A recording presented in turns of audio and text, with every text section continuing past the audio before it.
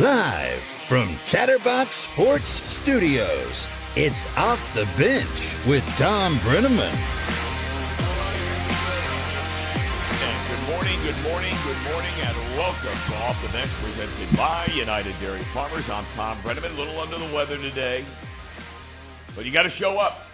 You know what I mean, man? You got to be ready to go. Casey, Paul, Reed, Elliot, how we looking, man? How are you, Tom? I'm doing good. Doing good. I don't know I don't have allergies. Some people tell me this is a bad allergy season. Is that right?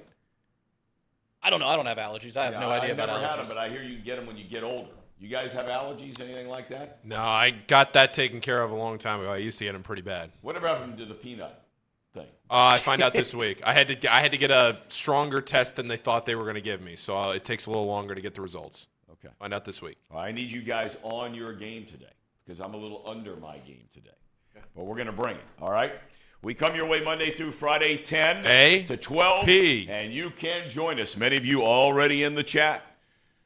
Go to YouTube/Chatterbox Sports if you'd like to join us in podcast form. By all means, search Off the Bench with Tom Brenneman, and you're dialed in. Look, it was a thrilling weekend series at Great American Ballpark. No two ways about it, right? Huge crowds, great weather, and the mighty Atlanta Braves sporting the best record in the National League rolling into town. They are the gold standard. We said it last week.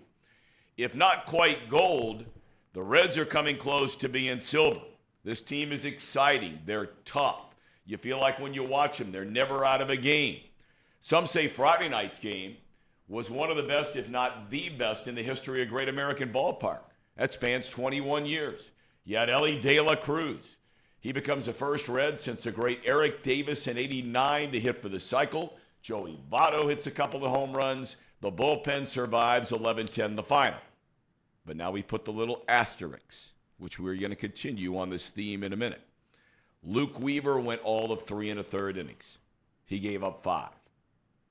On Saturday, Graham Ashcraft returned from the injured list. High hopes he'd be the Graham Ashcraft we saw in April. Nope. Ashcraft gives up 6 runs in 4 innings in a 7-6 loss. And yesterday, Levi Stout, he gets a ball, hung around for all of 3 innings, and he gave up 3 runs. Matt Olson, who homered 4 times over the weekend, broke a 3-3 tie in the 6th, a 3-run blast. Elliott, off your guy. Ian Jabot. That's your guy? That is, and he's high leverage Jabot. People don't talk about this. Nobody is worse in a clutch moment than Ian Jabot. He comes in, he gives up a meatball, and to be fair, that pitch was out of the zone. It was high and out of the zone. Matt Olson's just the greatest first baseman in the league right now. Yeah. But yeah, no, Ian Jabot is just the worst. I say that with love and I say that with respect. It's just he's not good. He's when it's nut cutting time, Tom, he just dies on the grass. I heard Tommy Thrall and Jeff Brantley referring to him as their good luck charm because he has eight wins. Every time he comes in, they score and they win. I think he's second in the National League in wins, but that's only because he blows a save and then stays in long enough for the Reds to take the lead after he blows it. A lot of people down. I was walking around different places yesterday. I had 3 people just killing Jabot out of the blue. I mean, killing him. So the Braves win yesterday, 7-6. They take 2 of 3 over the weekend. Milwaukee beat Cleveland yesterday in extra innings, so the Reds are a half game in front of the Brewers, who will play the Mets in New York starting tonight. Charlie Goldsmith is coming up at 10:25. He was at Great American Ballpark all weekend for Cincinnati.com. Look, here's the deal. I just said it a minute ago. The Reds are good. They're exciting. They're fun. There's no doubt about it. I think they're playoff good. I said that 2 weeks ago here. And I think it would be a disappointment if they don't make the playoffs. But we got to be honest here, okay? And that's what we're all about here on Off the Bench. It ain't happening with at least 1 trade, maybe 2 trades for starting pitchers. The Red starters this year, their collective ERA stands at 5.89. That's almost 6 runs per 9 innings allowed. Only 2 teams in all of Major League Baseball have a worse ERA. Who are those teams? The Colorado Rockies and the Oakland A's. Only 1 other team outside of those 3 has a starter's ERA above 5. That would be Kansas City. So, Somehow, some way, the Reds have found a way to win. Big-time offense, very good bullpen. But are we starting to see cracks in the bullpen? I mean, they're bringing up guys from the minor leagues at 3 o'clock in the morning to make their major league debut because so many of those guys down there have been used. And you can't beat up on David Bell for that. He can't control if a starter goes 3 innings, 3 1/3, 4, giving up 6. He can't control that. He can't do it. They got to make a deal. They got to make a deal. And we're going to get into this Hunter Green thing in a minute. I made the comment weeks ago when it started with Lodolo. I'm not patting myself on the back. I just said, fortunate enough to be around for a while. And when you got HIPAA stuff going on, right? And you got all kind. I don't believe anything that any team, not just the Reds, I don't believe anything they tell me about a player's injury. I just don't believe it. And now all of a sudden Hunter Green is looking for a second opinion on his injured hip. Why do you get a second opinion? I don't know. Maybe he didn't like the results of the first one.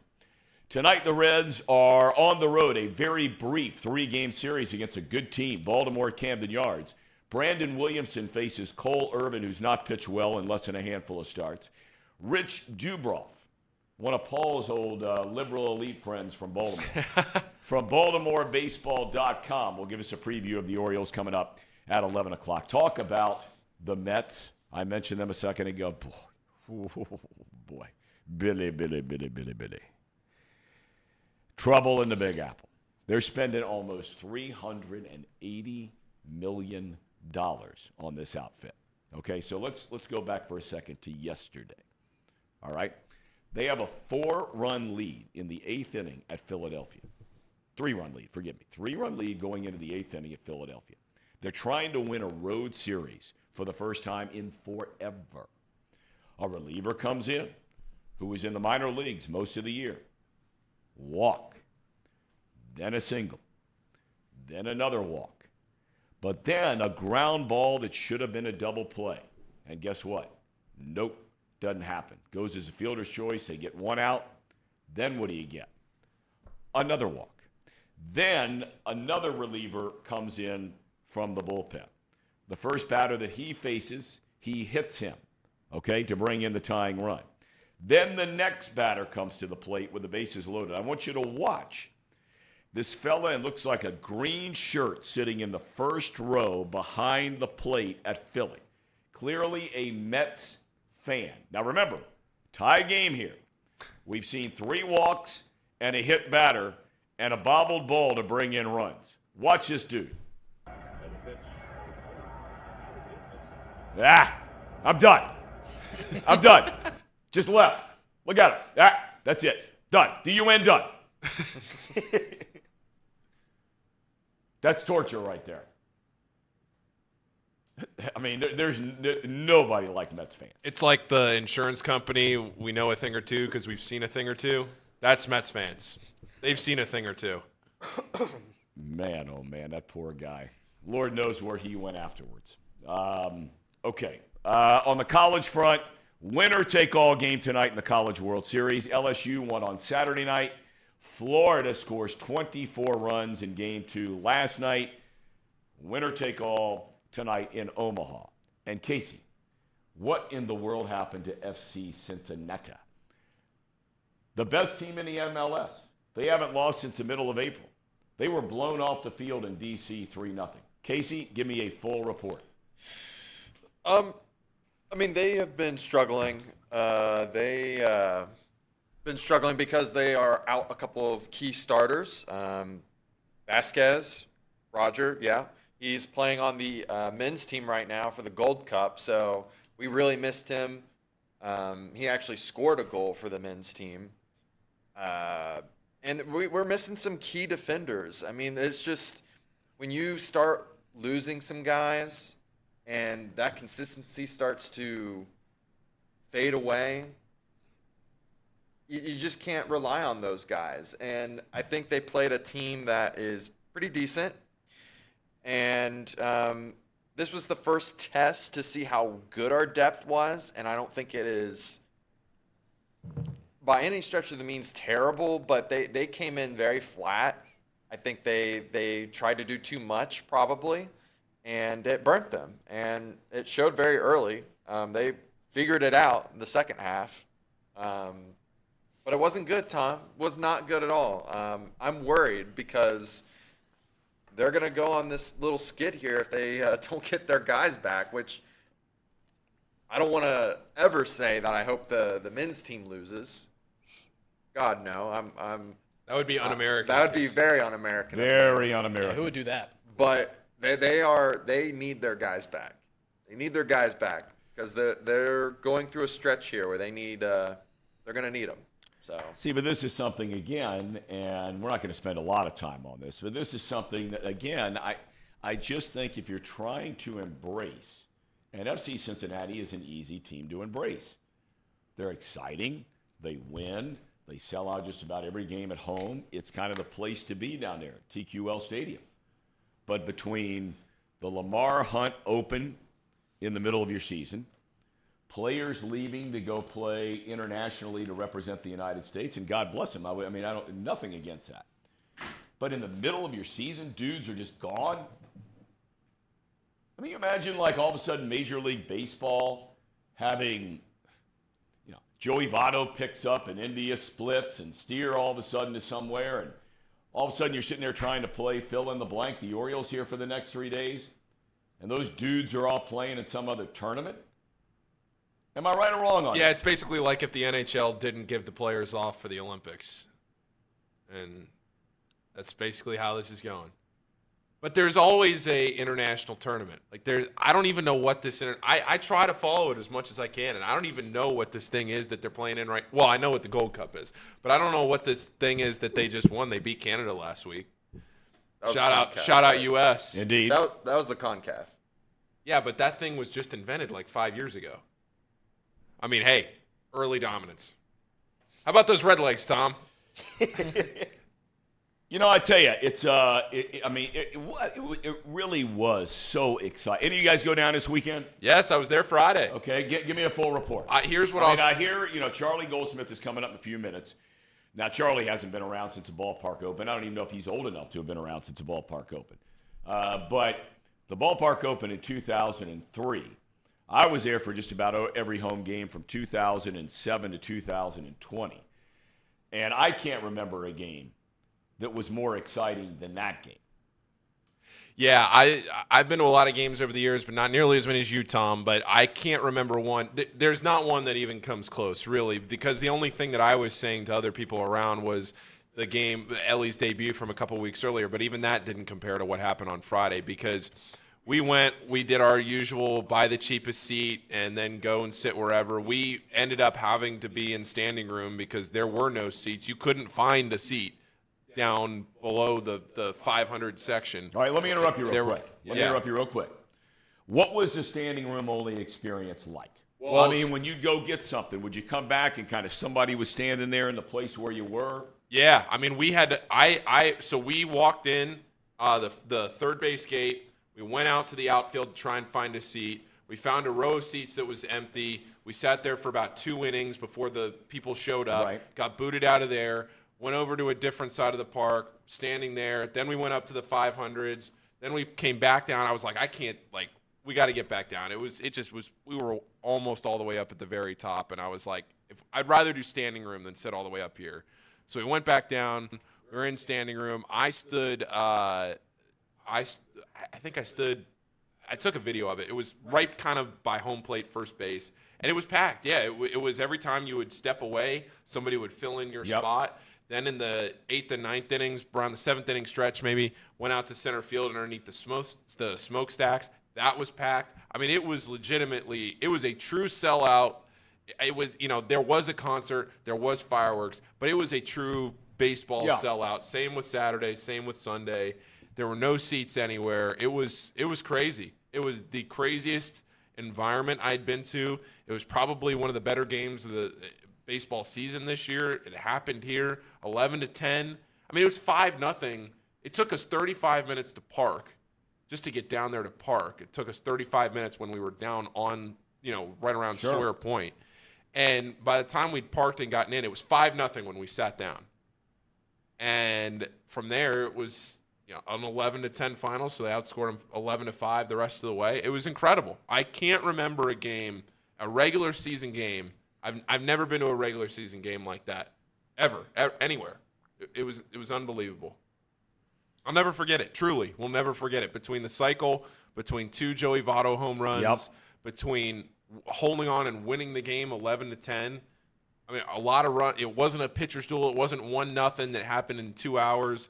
21 combined runs in front of 40+ thousand people. It was incredible. Did either one of you guys go this weekend or no? I went Sunday. Okay, and what was your impression yesterday? Sunday, I don't go to many Sunday Reds games, but I think the couple I've been to in just the middle of summer, there's not a whole lot going on. Middle of summer, Reds are usually out of it. I mean, truly, I waited, I think, 30 minutes just to get in the door for the stadium. It's just that there's just that many people. The concourse is a mess. I love it. The game yesterday was awesome. Obviously, it didn't go our way. Pitching isn't great. I think in 14.2 innings, starting pitching has given up 14 runs. Yep. Not going to get it done. But the atmosphere at this stadium, it's nothing that I've experienced in my 24 years of life. Not in the middle of June. Not in the middle of summer. It's the most excited I've ever been as a Reds fan, without question. Without question. Tom, does Great American Ballpark need to add more standing room? Yes. I mean, you guys would be able to answer that question. I'm not sure. Look, I mean, the ballpark, and it's funny how these things change as time goes by. I mean, they only have a certain amount of real estate down there, right? Where they put that ballpark in. And so, there are going to be, and it's nobody's fault. I mean, you got to make it fit into the room you have, is that the concourses aren't that big anymore. They were when it first opened. Right. But now all of a sudden, not as big, right? And so, you're always looking at different changes you could potentially make. I don't know from an architectural standpoint. I don't know from a building standpoint if there's anything like that you can do. I have no idea. I think the size of the ballpark is perfect. I don't think you need 48, 50,000 seat ballpark. I agree. We did that in Arizona. When the Diamondbacks started playing in 1998, it's 51,000 seats. Well, for the first 2 or 3 years of the franchise, when you're drawing $3.5 million, that's great. But now all of a sudden, you can have 31,000 down there, and it looks like the place is empty, right? Yeah. There's just no vibe like there is in a 40,000 seat stadium. I remember last year, walking into Arizona. I had never been to an air-conditioned sporting event, so that was kind of wild. But I remember sitting in there and looking around, and it was a decently crowded game on a Tuesday night in July. But it felt empty. I looked around, and I just could not get over how big that stadium was. Well, they're not going to be there long. I mean, that's a mess that we'll get into some other time down the road because, I mean, you talk about a team that all of a sudden there's some issues there with what they're going to do with their ballpark. It's too big. Anyway, but I think Great American answer. I mean, I think the place is great. I agree, but I took my dad to Progressive Field and PNC Park last week. And the biggest difference between those stadiums and Great American Ballpark is they have manufactured. They've taken out sections of seating in favor for like standing bar area. Just have a nice little bar, stand there. The entire right field line at Progressive Field, all standing room. I think the Reds could do that. Down the right field line, right underneath the Budweiser deck, take out all those seats and make those standing room only. Yep. And you could do the same on the left field side. It just adds an extra element to the game. I don't know if it gets more people in there, but it almost makes it more enjoyable. And when you're standing, you're a little bit more lively as a fan than compared to when you're sitting. So I think that's just something that the Reds could easily do and make it. The Indians, or the Guardians rather, have a deal. Per month, it's like $45, and you get a ticket to every game, standing room only ticket. Right. The Reds could do that in a heartbeat, and that'd be a great deal. During Saturday or in June and July, you get your monthly standing room only ticket, and you go to any game that you can. That'd be great. That old Cleveland thing is just so weird because some of you guys may not be old enough to remember, but there was a time when they brought up all those young players that we were talking about last week, where they went to 2 World Series, they got beat in each one of them. But they set the all-time record in the history of Major League Baseball, which they still hold, for consecutive sellouts.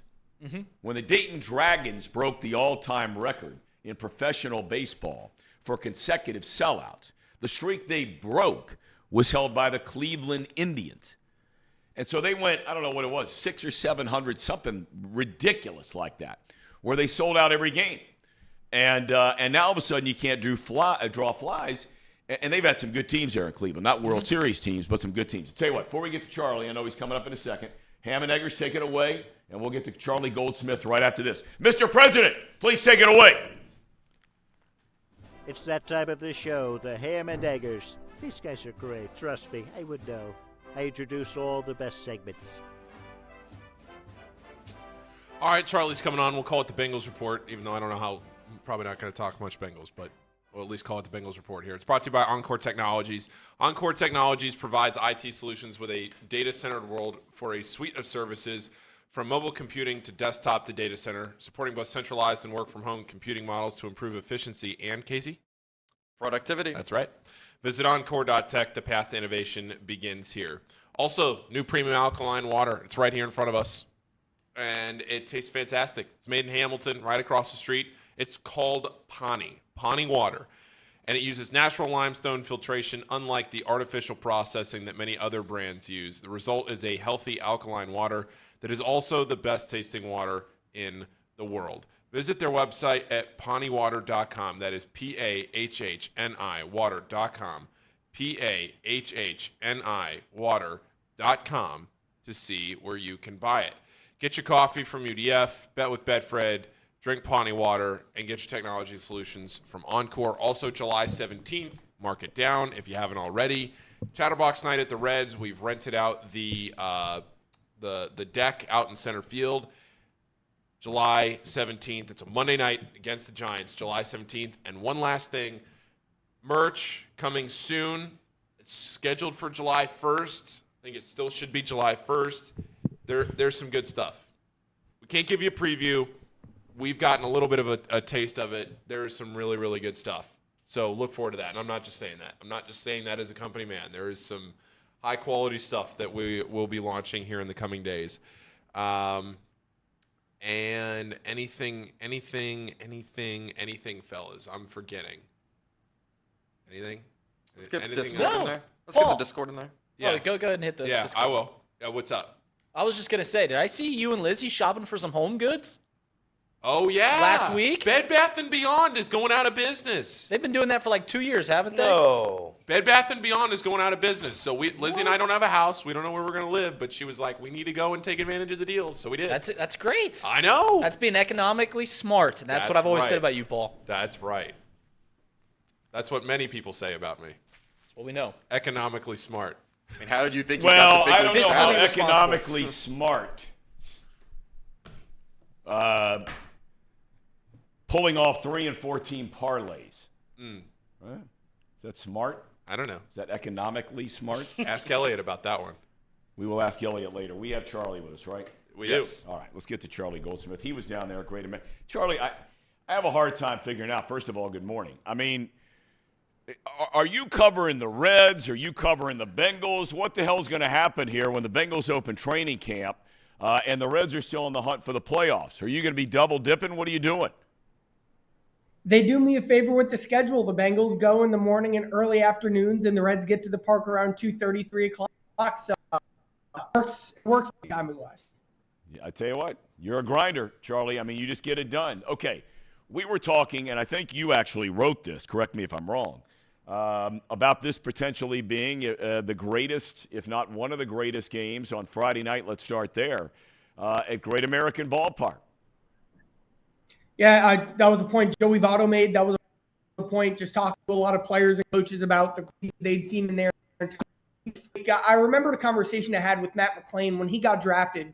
They showed all the recent draft picks that year, like highlights of the 2012 playoffs, and they didn't have a game since then to show the young guys that type of atmosphere. That's 11 years. And now I think whenever they have those similar conversations, they can show everybody what the Red Friday they've been building over the last couple weeks. I think we're having some problems here with Charlie. Should we double check back with him, or what should we do here? He kind of keeps cutting in and out. You want to just stay with it and see what happens here? All right, Charlie. Okay, you go through the weekend. The Braves come into town, and you lose 2 out of 3. We were starting to talk about before you joined us. I mean, it was electric down there, as you point out, really for the first time since 2012. The 13 team had some nice moments. They had good players, but we know what happened, and ever since then, outside of a COVID year, it's been a disaster. Now all of a sudden, though, you go toe-to-toe with the Braves. Yeah, you lose 2 out of 3, but I think a lot of people can walk away from that series and say, hey, man, this team isn't that far off. But I gave the numbers, Charlie, about the ERA starters. Only 2 teams in baseball, the Rockies and the A's, are worse than the Red starters. And the only other team outside of those 3 with an ERA of over 5 is Kansas City. All of those teams are in dead last. What is this franchise now, do you think, going to do? What do you think they're going to do? What do you think they should do? There's short term and there's the long term. And in the short term, they're, I don't want to say stuck, but this is the reality right now. There's already had Andrew Brandon's enjoying the rotation. Green and Ben Lively, their returns aren't imminent. Alec Mills is a guy who's pitched for the Cubs. He's on the Louisville Bats right now. He was kind of out for the start of the season. Now he's ramping up innings-wise. He could be a guy that joins this rotation, but I don't think you're expecting a 31-year-old Alec Mills to be the savior. They're going to need Ashcraft to figure out his two-seam fastball, Williamson to get more consistent with his fastball, Weaver to find his changeup and his command again. Then the trade deadline. I think what makes most sense for them is kind of a veteran one-year guy to kind of be a 4th starter for them. I think that it might be a little too aggressive going all in for a Marcus Stroman or a Shane Bieber or that type of ace on the market if Dylan Cease is available, that type of guy. Because I think you have to look at the overall window to win a World Series as opposed to just going all in on a playoff berth in 2023. I think the mistakes the Reds made in 19 and 20 were just about chasing a lower bar of expectations. I think they need to keep their mind as they go forward. Well, I hear you. I definitely hear you. But I sit there and again, I ask myself the question. Let's face it. You look, Andrew Abbott did not start this weekend. You look at the starters you ran out there against the Atlanta Braves. Now, in fairness, the Reds did not catch the Braves' best starters either, so that's fine. Some young, talented guys. Morton's a solid guy, has been for a long, long time. But I still say, I look at facing the Dodgers. Their starters' ERA is brutal. Now, they've had 3 or 4 guys that are out outside of Kershaw, so they have an excuse. I look at the Dodgers. I look at the Braves. I look at really anybody else. Miami, some of the other teams that would be in the playoff hunt right now. And I say to myself, I don't think you'd be trading potentially for just a playoff berth. I think you would be trading potentially for minimum a trip to the League Championship Series, and even then against a team that I think you can hang with.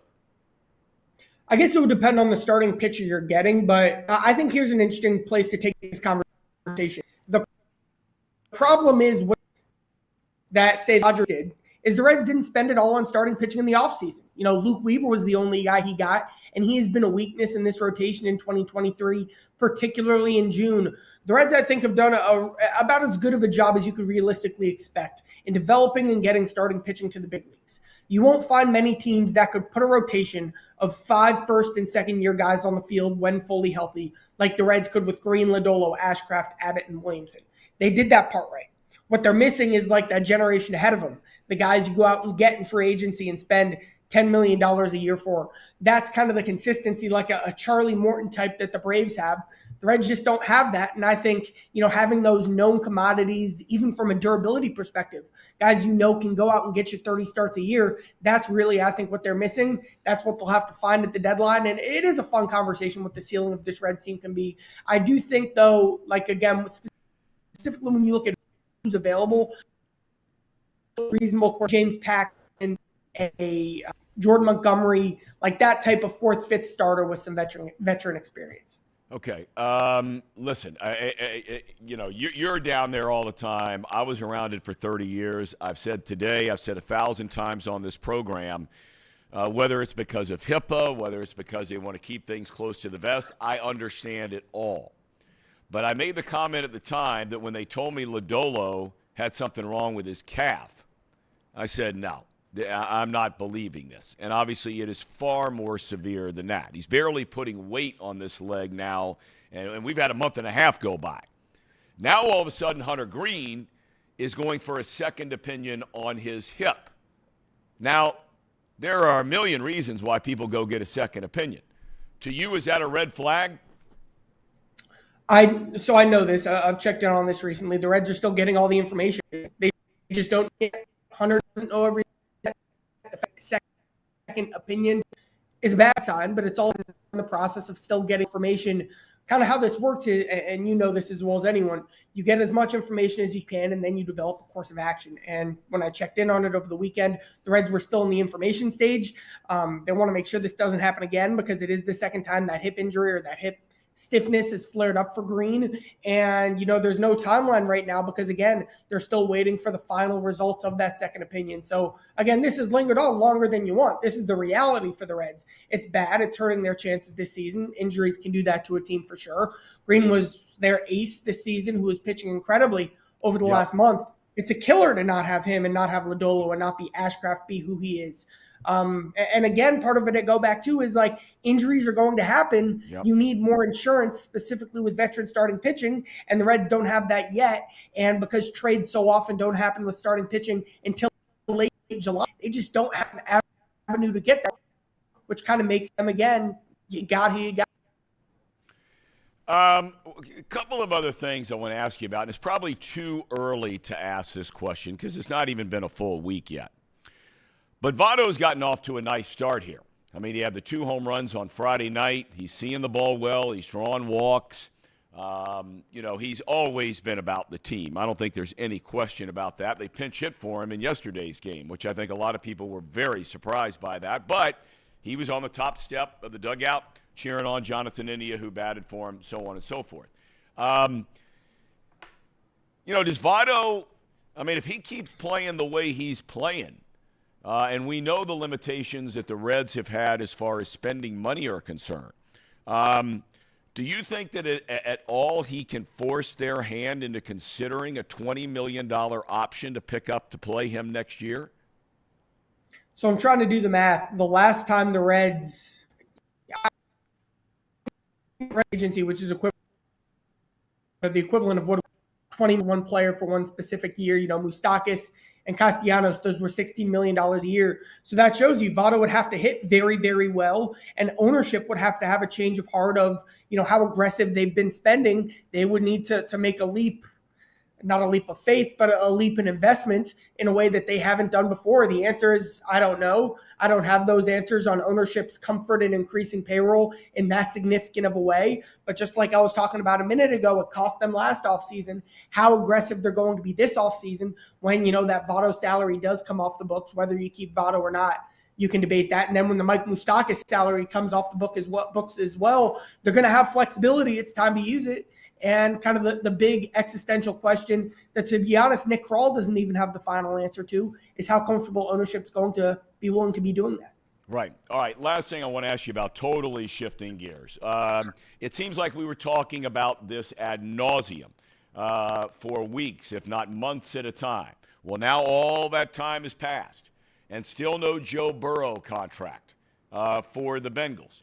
Is there any reason at all for Bengal fans to be concerned about this at this particular point in time? And if the answer is no, is there a time when they should start to get concerned about this? We'll play the calendar game. So, even if it's next January and there's no deal done, I don't even think in that situation I would have any doubt that Joe Burrow spends the rest of his career with the Bengals.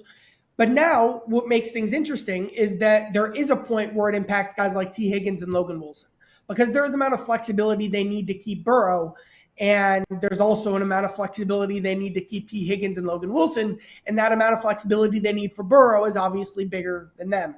I do think if you get to a point where, especially because contract extensions rarely happen in season, if the season starts, it does probably decrease the odds that Higgins and Wilson stay with the deadline I'm looking at, even though, again, I don't think there's any concern about Burrow's future with the Bengals at all. Okay. All right. Charlie, we can't thank you enough for your time as always, my friend. So you're not in Baltimore. So what are you doing here now for this week? I'll be watching the games on TV, and I got some stories in the hopper that you'll see over the next couple days. Okay, we'll look forward to those. Charlie, thanks so much for your time. Thank you. All right, Charlie Goldsmith, Cincinnati.com. Guys dialed in on everything, man. If you want to know what's happening in Cincinnati sports, that's your guy. That's your guy. He really is. Yeah. It's amazing how hard he works. I mean, he's dialed in with the Bengals. He's dialed in with the Reds. He's got all these different stories coming up. Be interested to see what those are all about. I think he said it's with the Bengals. Those stories are coming up. But all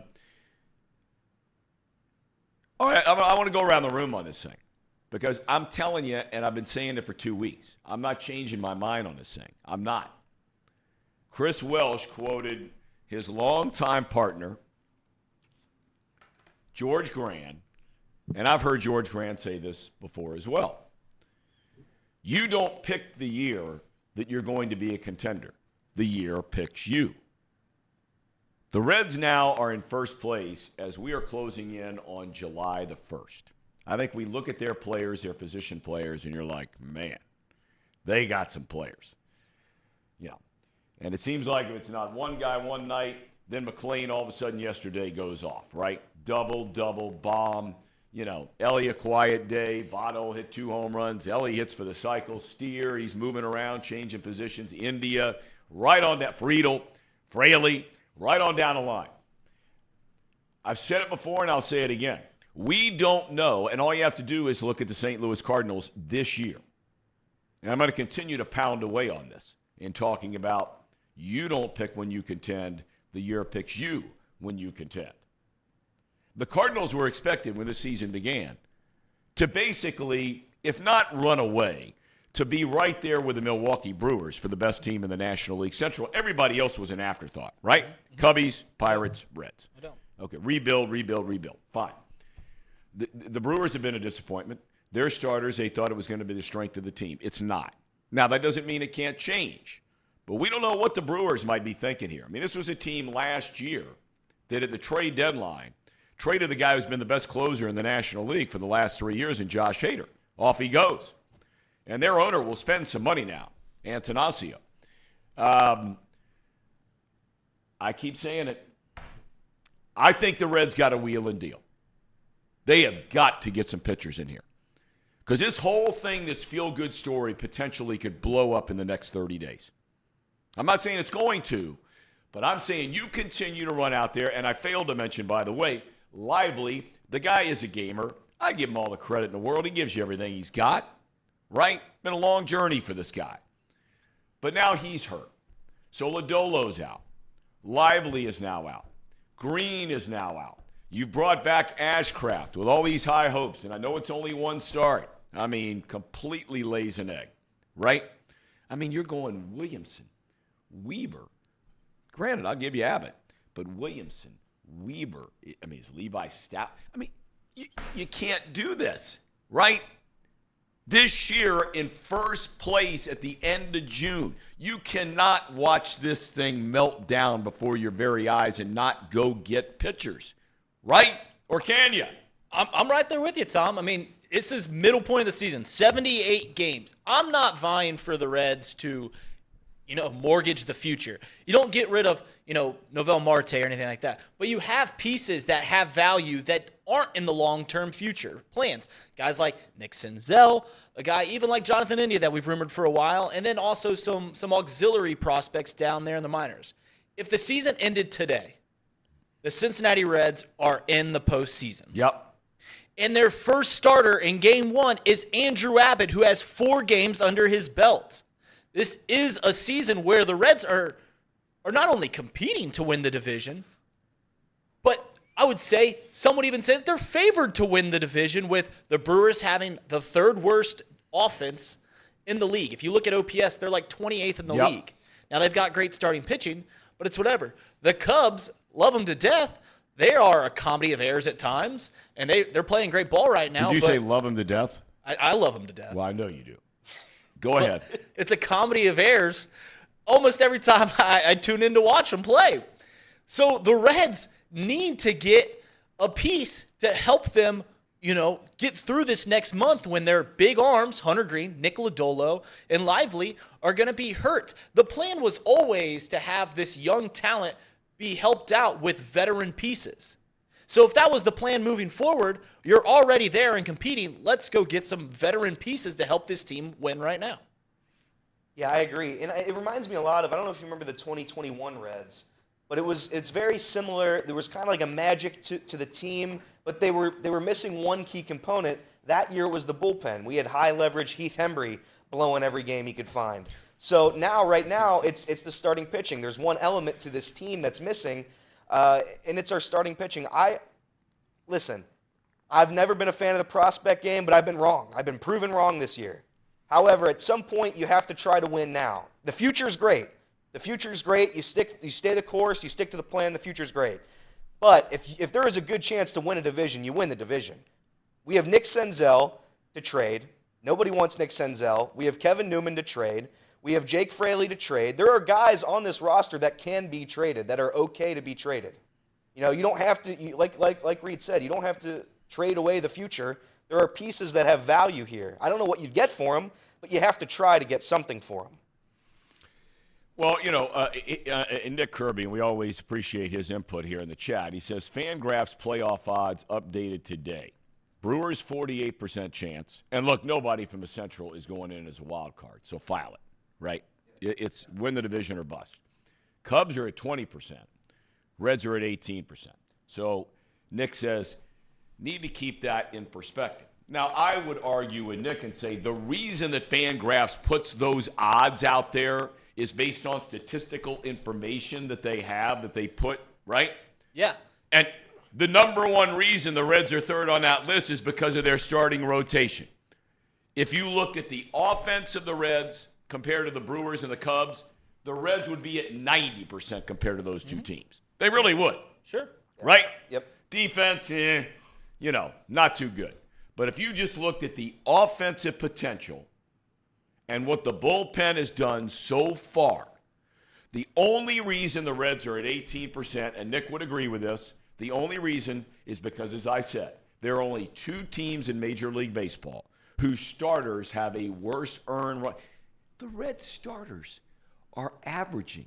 And think about, this is damn near impossible. They are averaging 6 runs per 9 innings allowed. That's every day. And that's not even allowing a hiccup for your guy, Ian Jabot, or any of the other guys in the bullpen to have an off day. That means you got to score 7 to win. And somehow, some way, they're finding a way to win. That's the reason. Nick, I'm right on this one. I'm not right about much. That's the reason the Reds are at 18%. Right? Right. Paul, thoughts? Yeah, I keep going back, and Nick had a good discussion about this on Chatterbox Reds. I think it was yesterday. All the days are kind of running together, but they were talking about starting pitching and what you need to do to go out and get. And I keep coming back to what you were talking about when Nick Lodolo got hurt and all of these injuries that keep lingering. And I think I fall closer to what Elliot is saying, where you have an opportunity here to go and potentially, I don't want to say your favorites to win the division, but you are certainly right there in the hunt where you don't have to mortgage the future to get a couple of serviceable guys. Like, we're not going and looking for last year Justin Verlander here. You're looking for some dudes that can pitch, because right now you have a bunch of starters that can't pitch. I'm sorry, who's our guy I'm blanking on right now? Luke Dreamweaver? Yeah, Dreamweaver. Dreamweaver. Yeah. Dreamweaver can't pitch. They win, but he can't pitch. But to be fair to Dreamweaver, we don't lose on Luke Dreamweaver night. I mean, you don't. He'll give up 17 runs in 2 innings, but I'll tell you what, our offense knows when he's pitching, it's nut-cutting time. You got to score 32 to outscore the opponent when Luke Dreamweaver's on the mound. And I agree with Paul. At some point, you have to have a starting pitcher that can pitch. Like, you don't have to go out and get 3 Cy Young caliber guys. No. Right. But you can go out and get 3 dudes that don't look like you picked them up off of the CABL train. I'll tell you right now, the guy that I said last week that I'd go get, and people laugh at me for saying it. I thought the Reds mishandled this dude when he was here. I'd go get Michael Lorenzen. Yeah. I mean, seriously. Some of you might get uptight about that. Think about it for a second. If you had to win a game tomorrow, to get you into playoffs, right? Do you want Dreamweaver, Brandon Williamson, Levi Stout, Graham Ashcraft, or Michael Lorenzen? Case closed. Guy's having a hell of a year for the Tigers. Is he perfect? No, he's not perfect. But he should have been a starter from day one with the Reds. And they had needs down in the bullpen, and that's where they moved him. He wanted to be a starter. He's a two-way player, all that kind of good stuff. But that guy is getting a chance to pitch, and he's done well on a bad team. It doesn't – we're all hitting the same points. It doesn't have to – you don't have to go and get Shane Bieber, Shohei Ohtani, Corbin Burns, these names that are being thrown around as potential trade targets that are Cy Young caliber pitchers. It's the names that we threw around a long time ago, the Lance Lynn's, the Patrick Corbins, the Michael Lorenzens, as you just said, that can get this team into the 6th inning and not have to score 7 runs to win the ball game. That's right. The biggest anomaly of the Reds' winning streak was they came back every single game. That's not sustainable. It never will be. It never has been. You've got to have guys that can get you into the bullpen that is very strong. The Reds' bullpen is very strong. They're getting tired, but it's a very strong bullpen. Get to the bullpen with the lead intact, not fighting from behind. And this Reds team, the playoff odds, the algorithms that Fangraphs is shooting out, which, by the way, is only as good as the numbers you're putting into the algorithm. Right.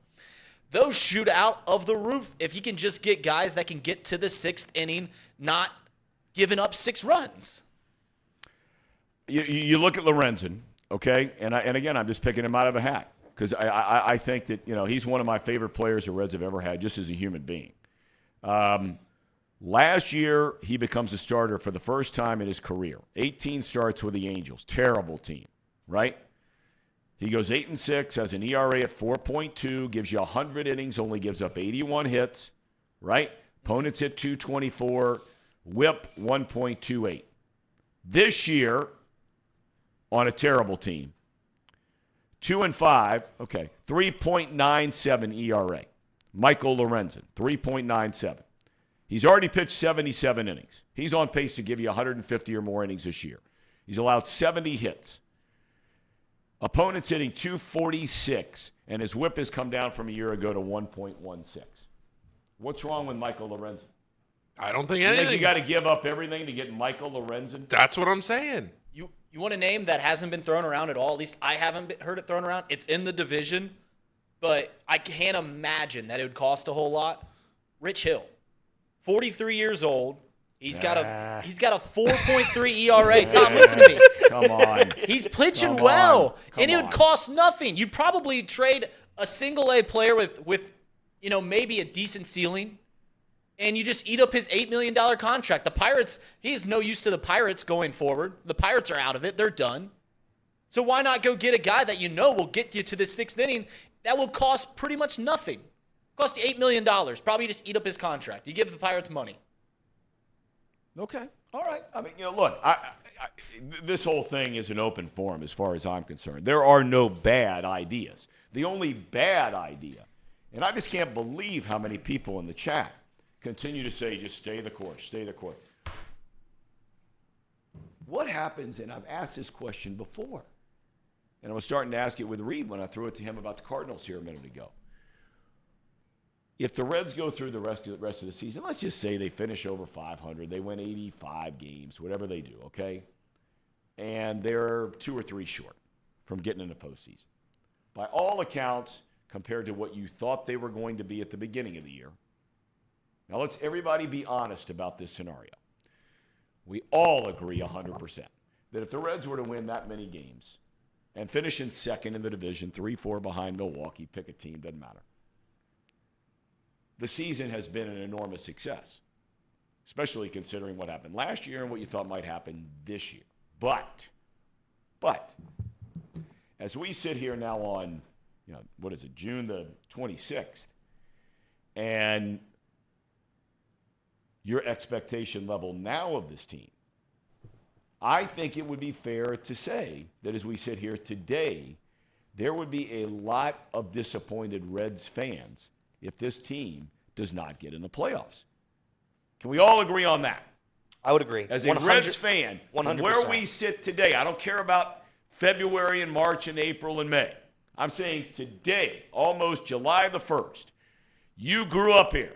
You love the Reds. Would you be disappointed if they don't make the playoffs? Yes. Or try to make the playoffs? And that's the big one. I think you have to try. If you don't try to make the playoffs, then what are we doing here? I mean, I don't know how else to say it. The future is great. You can bank on the future. But Tom's been saying it for a couple weeks now. You don't get to pick your window, man. You have to go if it's go time. Right now it's go time. They're in the lead of the division. We're halfway through the season.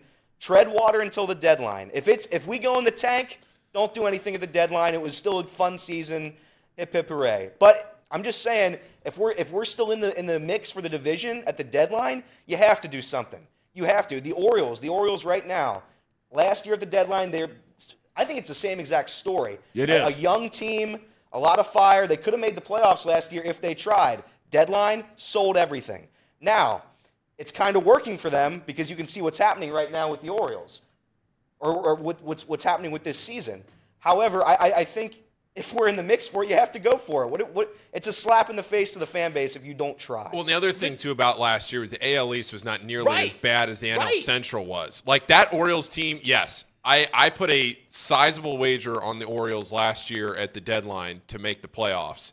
And I was feeling pretty good about where they were about the middle of August. But then they didn't do anything. They didn't make a move. They didn't really do anything at the deadline. In fact, they said – Mike Elias, the Orioles GM, came out and said, all right, it's go time, in the sense of they had been building and building and building all these prospects. And then he said, like that week after the deadline or whatever, all right, it's go time. And then they just sort of tread water the rest of the way. They miss out on the postseason by a few games. Not much, but a few games. Yep. To the point where if they had really put their best foot forward at the deadline, they probably could have made the postseason. Difference is they weren't winning that division. Because the AL East was exponentially better last year than the NL Central is this year. Yep. So when you try to do a parallel between these two teams, I think there is no better comparison in the last decade maybe for this Reds team than what the Orioles were last year. The difference is this Reds team, if they go to the deadline just treading water where they are right now, they could win this division. And like Tracy Jones says, I don't think it's a stretch to say they win this division by a handful of games. I've been saying it here for weeks. Since they've gotten on this run, not weeks, last week and a half. I've been saying it all along. I just look at the talent. I look at who they have. You look at the opponents, as you point out, Paul, who you're competing directly against inside the division. I know the schedule's a little bit different. But this team has, after they get back from Baltimore, San Diego comes into town, right? Yep. And they play a 3-game series. The last series before the All-Star break and the first series after the All-Star break is against the Milwaukee Brewers. Now, you tell me, why wait till the trade deadline to make a move? Why not go toe-to-toe with the Brewers? And you want to talk about putting a team really on their heels. If the Brewers were to come rolling in here 2 back, 2.5 back, and all of a sudden, bam, Hunter Green's back, Abbott's pitching the way he's pitching, you make a deal, you run those 3 guys out there pre-All-Star break, you can run the same 3 guys out there first series post-All-Star break and never see Williamson and Lively or, Weaver. You don't see any of them. Now, all of a sudden, you have a chance to put them 5.5, 6.5, 7 back. And now we're rocking and rolling into August, right? Right. Fire me up, Tom. Let's go. Fire me up. I just think, and nobody knows, right? Tomorrow has its own troubles. Getting biblical here for a minute, right? So don't worry about tomorrow. You don't want to be the Cardinals next year. where you're picked by everybody and his brother. You stayed the course. We're not going to try to win now. We're going to trust the process. Your generation's term. Trust the process. The liberal elites, trust the process. Trust the DOJ. Trust the FBI. You got to throw it in there. Trust them, though. Trust them. No, they're all doing right. Okay, so everybody and his brother, when Hunter Green is back healthy, when Nick Lodolo is back healthy, and I'm looking forward now to 2024. Those two guys are healthy. You'll have Abbott for a full year in your rotation, okay? And then you've got all these incredible position players, and without a doubt, with Votto's money freeing up, Moustakas money coming off the books, Casale's money, he's making decent money. He's coming off. There's some other guys in there. Ken Griffey Jr., I think, still getting paid till the end of this year. All of a sudden, those guys come off the books. The Reds could go out and buy a decent 4-starter, right? Or maybe even better than that. But then what happens if you're the Cardinals next year from this year? All the high hopes, everybody and his brother picking you to be a division winner. And for whatever reason or reasons, stuff just falls apart. Your defense goes bad. Guys in the bullpen who were good one year can't get anybody out. A couple guys get hurt. A couple guys don't play as well as you were counting on them playing for whatever reason. And that's going to happen. All of those things are going to happen. That's a built-in, it's like flour if you're making a cake, right? Those things are going to happen. Dude, you got to go for it. You got to go for it. You got to go now, too. The starting pitching has never been worse. It's never been as depleted as it is right now. You can't tread water for a month and then see where you're at at the end of July because there's 30 games until then. You got to go, and you got to go now. Anybody want to add to this? I'm checking something here real quick. Well, the other thing about where the Reds are right now when you talk about you got to go now is baseball is the one sport where you really, if you just get into the postseason, you have a chance. Generally, for the most part, the best football team wins. The best basketball team almost always wins. Hockey, the puck might bounce the way here and there. But for the most part, the best hockey team will generally win. What was it? Oh, sorry, finish your point. No. You get in a baseball season, look at my Nationals back in 2019, the wild card game. They were a few outs away from not even playing in the divisional round. Juan Soto gets a hit. They go on to win the World Series. Now, they had an elite starting rotation. Yes, they did. Anibal Sanchez, Max Scherzer, and a World Series MVP, and Steven Strasburg that gave his right arm for that World Series title. They had a veteran lineup.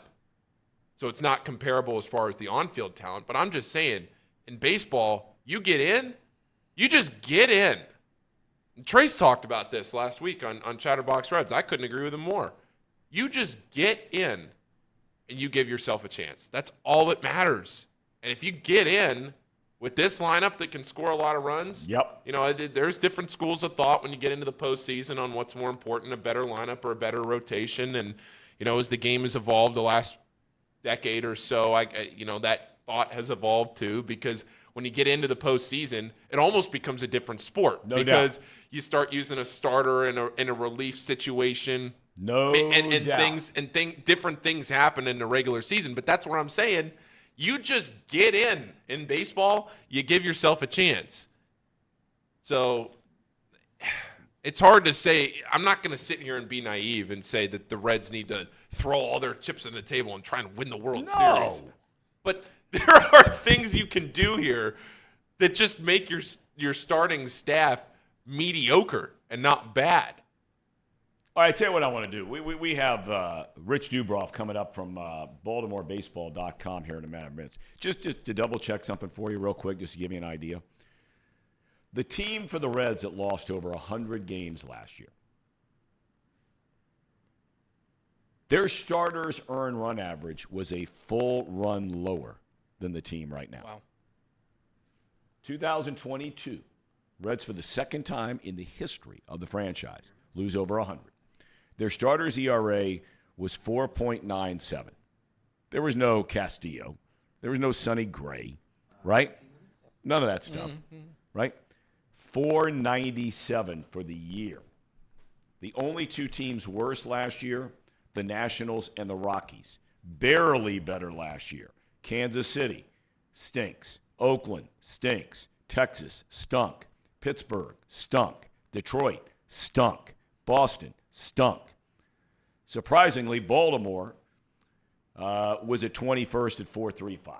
So I'm just saying, look, I mean, if somebody were to tell you that your starters' earned run average is a run higher this year than it was last year, and you're going to go to the post with that and just say sit tight with now the position players you have on this team, no chance. Jacob's in the chat. He wants to know if he's the only voice of reason here. Stay the course. Nick Kirby is saying Lorenzen only has half a year of control. That means the remainder of this year, right? Where Tyler Mahle, when the Reds traded him, had a year and a half of control. And Nick says, I think that the Tigers are going to be asking a lot from Michael Lorenzen. Maybe they will. I don't know. All right. BaltimoreBaseball.com. We're having a fascinating conversation here, Rich Dubroff. We're talking about, comparing the Reds and the Orioles. 1 year difference. I don't know how closely you follow the Reds. You know everything about the Orioles, and we'll get to their current team in a minute. But I want to walk, Rich, if you wouldn't mind. Thanks for being with us this morning. I want you to walk us through sort of the evolution of what's happened here with the Orioles, because the Reds a year later are so eerily similar in many, many ways. Well, it really is true, because I thought you were going to talk about that, Tom. And not only are the Reds and the Orioles similar, but the cities, the sports cities of Baltimore and Cincinnati are really parallel right now too. The Orioles were a year ago just starting to get hot at this time, and their season was basically made by a 10-game winning streak. And here the Reds have that 12-game winning streak, and it's vaulted them all of a sudden into the national conversation. The big difference is that the AL East is a lot tougher than the NL Central.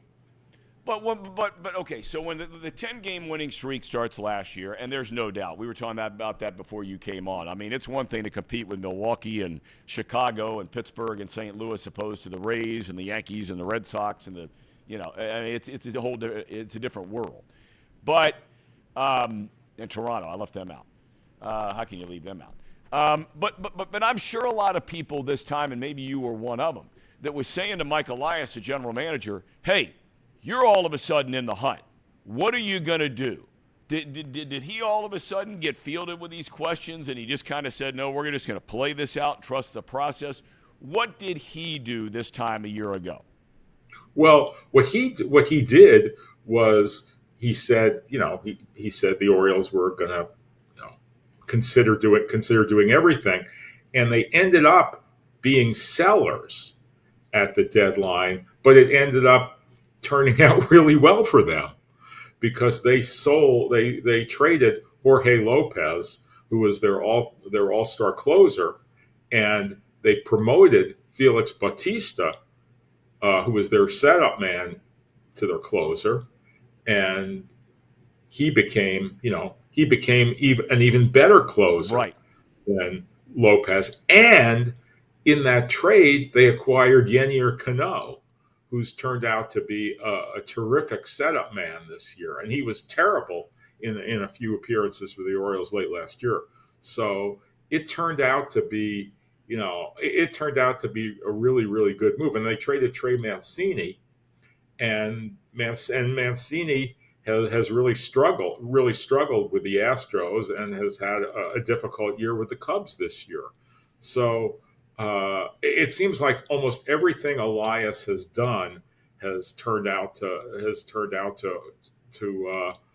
be a positive for them, even though in the short term, he was still kind of unsure that the Orioles were, had enough to, to be in the postseason conversation, and they ended up being, a few games short. I mean, they were really hot until about Labor Day, and then cooled off.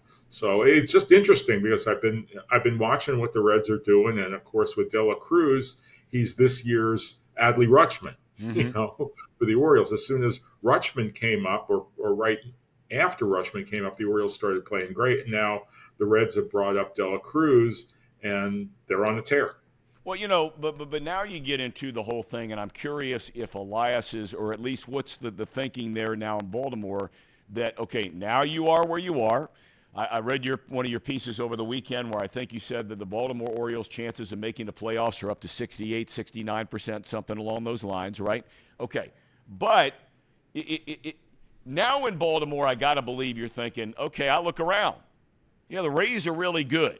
The Astros are not the Astros. Nobody in the Central Division scares anybody, right? So all of a sudden you're the Orioles and you're looking around and you're going, okay, man, if there's ever a time perhaps to, we got good young players still coming up. We got some guys we're really high on. But, boy, if we could get that one more, kind of like the Reds are in now, you get that one more starting pitcher, right, a guy who's really good. Now all of a sudden you got a chance to get to the World Series. Is that pressure starting to mount at all in Baltimore? No, well, I think, Tom, that people are saying, oh, well, they got to get that other starting pitcher. But, the starters have been pretty good. What they need, I think, are two more, middle inning relief pitchers, because they have Cano, they have Batista, but their middle inning relief lately has been a little shaky. So if they can get those, and I wouldn't be surprised if Elias gets another starting pitcher, although I don't think, I don't think they're going to get, be able to get, a top. If the Mets decided that, let's reset and make Scherzer and Verlander available, I don't think that they would do it. Certainly, if the Cardinals aren't in the race, somebody like Jack Flaherty seems to make a lot of sense, but. I don't know. I've been watching Elias every day for years, and I still don't know. I'm still not very good at guessing what he's going to do. All right, walk me through some of the matchups this weekend. I know that Cole Irvin has not pitched a lot at the big league level this year. Tell us a little bit about him.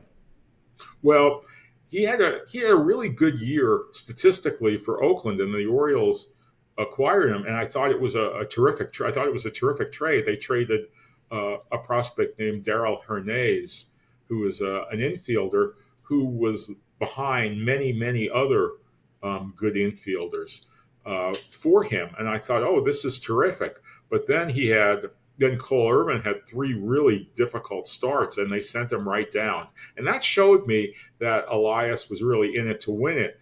Because in previous years, they would have sort of stayed the course with him or stayed with him for more than three starts.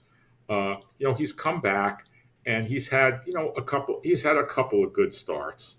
But I think that he may be, his spot may be in danger because Grayson Rodriguez, their top pitching prospect, is pitching well at AAA, who had been up earlier this year, and Rodriguez may be.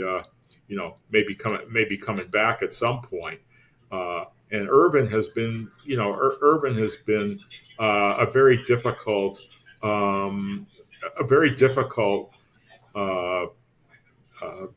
guy to read this year. Mm-hmm. It's been very strange because they obviously thought he was going to be a lot better than he was. The best pitching matchup of the series is clearly tomorrow night. You got Andrew Abbott, young pitcher for the Reds, who's had 4 outstanding starts with the big leagues. You got Tyler Wells, this mountain of a man, whether he's 6'8", 6'9", something like 260, 200. He looks like he ought to be playing for the Ravens. This guy's had a really nice year. He's won 6 times. He started 14 games, ERA in the low 2s. Tomorrow night looks like it could be the best matchup of the series. You agree? Yeah, I think that I don't know a lot about Andrew Abbott. This will be my first look at him, but Wells has been very, very strong. He's he was a reliever a couple of years ago, and then they made him a starter last year. He pitched well, then got hurt, and he's been their most consistent starter. His undoing has been the home run ball, and most of them have been solo shots. But other than other than that, he's pitched really well. And is he a number one starter? I'm not sure. I don't know how many true number one starters there really are in the big leagues right now, Tom. So he's he's the best the Orioles have right now. Yeah, and Abbott's the best the Reds have right now without Hunter Green or Lodolo hanging around. The guy a guy like Gibson who will pitch tomorrow night. Now the Orioles bring him in. He was a solid pitcher for a long time. Didn't get a lot of pub. Solid guy with Minnesota. Goes to Texas. Goes to Philly. Did okay in Philly. Baltimore brings him in. I mean, this guy's been a godsend for this team so far this year. Yeah, he's been terrific. A lot of fans were upset when the Orioles didn't re-sign Jordan Lyles, who sort of had that same role last year. And then they signed Gibson. But Gibson has been terrific, and Jordan Lyles recently won his first game of the season. He was 0-11 before that for the Royals. So Gibson is a really solid guy, and he's a good clubhouse guy. The Orioles have done a good job at adding a couple of really good veterans, Adam Frazier, James McCann.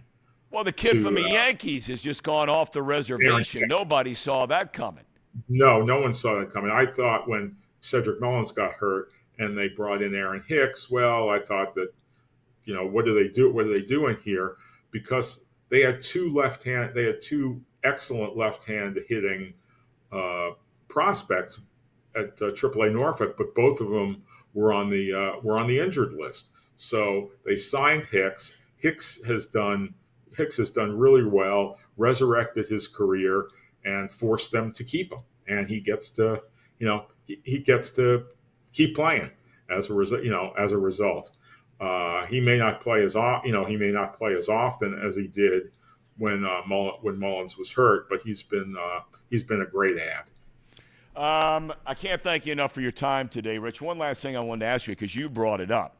The similarities between the two towns in many ways from a sports standpoint. Sure. I think it's safe to say for a long time, the Reds in Cincinnati, the Orioles in Baltimore, they were it, right? And you had, the Colts left a long time ago. Then the Ravens come rolling in. Now all of a sudden the Ravens have kind of taken over the town, I think it's safe to say, just like the Bengals have taken over the town for a multitude of reasons here in Cincinnati. This weekend here in Cincinnati, the Braves come into town, and it's 45,000 for 3 straight days, right? I mean, they're packing the place, and they're going crazy, and it's exciting baseball and these young players. Is that a vibe starting to kick in a little bit in Baltimore? Because I know that fans, like here, had gone a little south on ownership. Are they trying to win? You know the story, all those kinds of things. Yeah, it's very similar. But I think that, fans saw, as bad as the Reds have been, the Orioles were worse.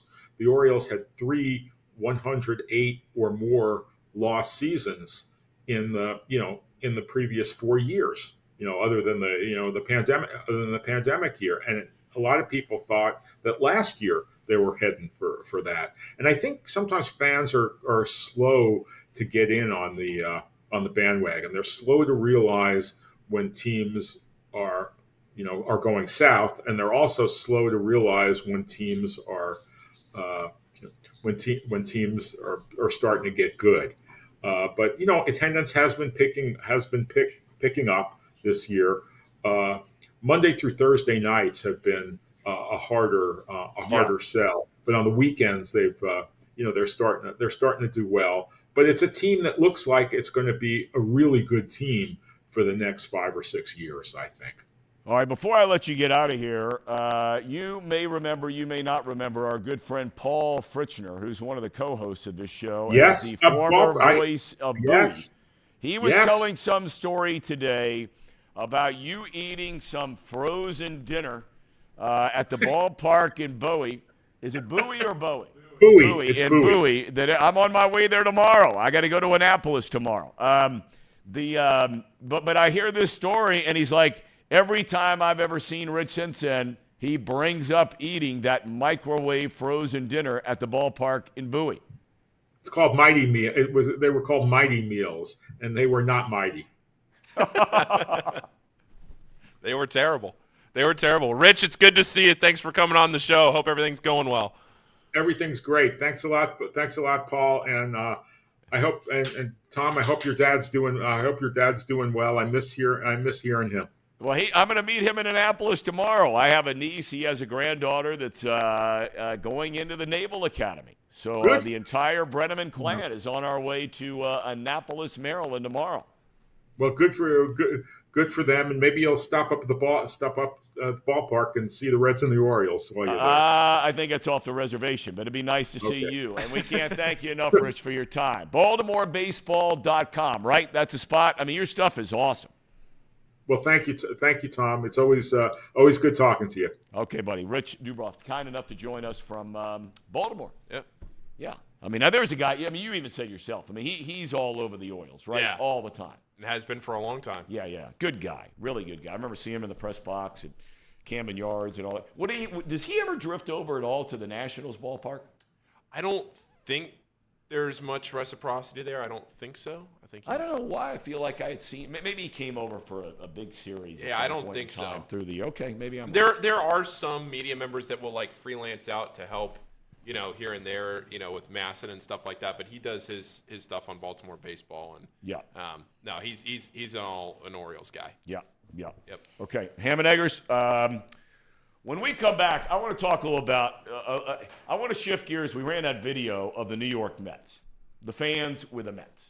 All right, we're going to get Steve Serby on one day next week. But now, can you imagine walking in their shoes? $376 million payroll. And you have 3 quality pitchers in your bullpen. And everybody else are guys you didn't even figure were going to be in the big leagues. And now they are. And you're running them out there with a 3-run lead in Philadelphia in the bottom of the 8th inning. So we're going to branch off into some other topics around baseball. And how about the Rockies over the weekend? We'll talk more about this. Ham and Eggers, take it away. It's that time of the show, the Ham and Eggers. These guys are great, trust me, I would know. I introduce all the best segments. Not to throw it back to you, Reed, but did you have something you were going to bring up before in the last Ham and Eggers segment that we didn't get to?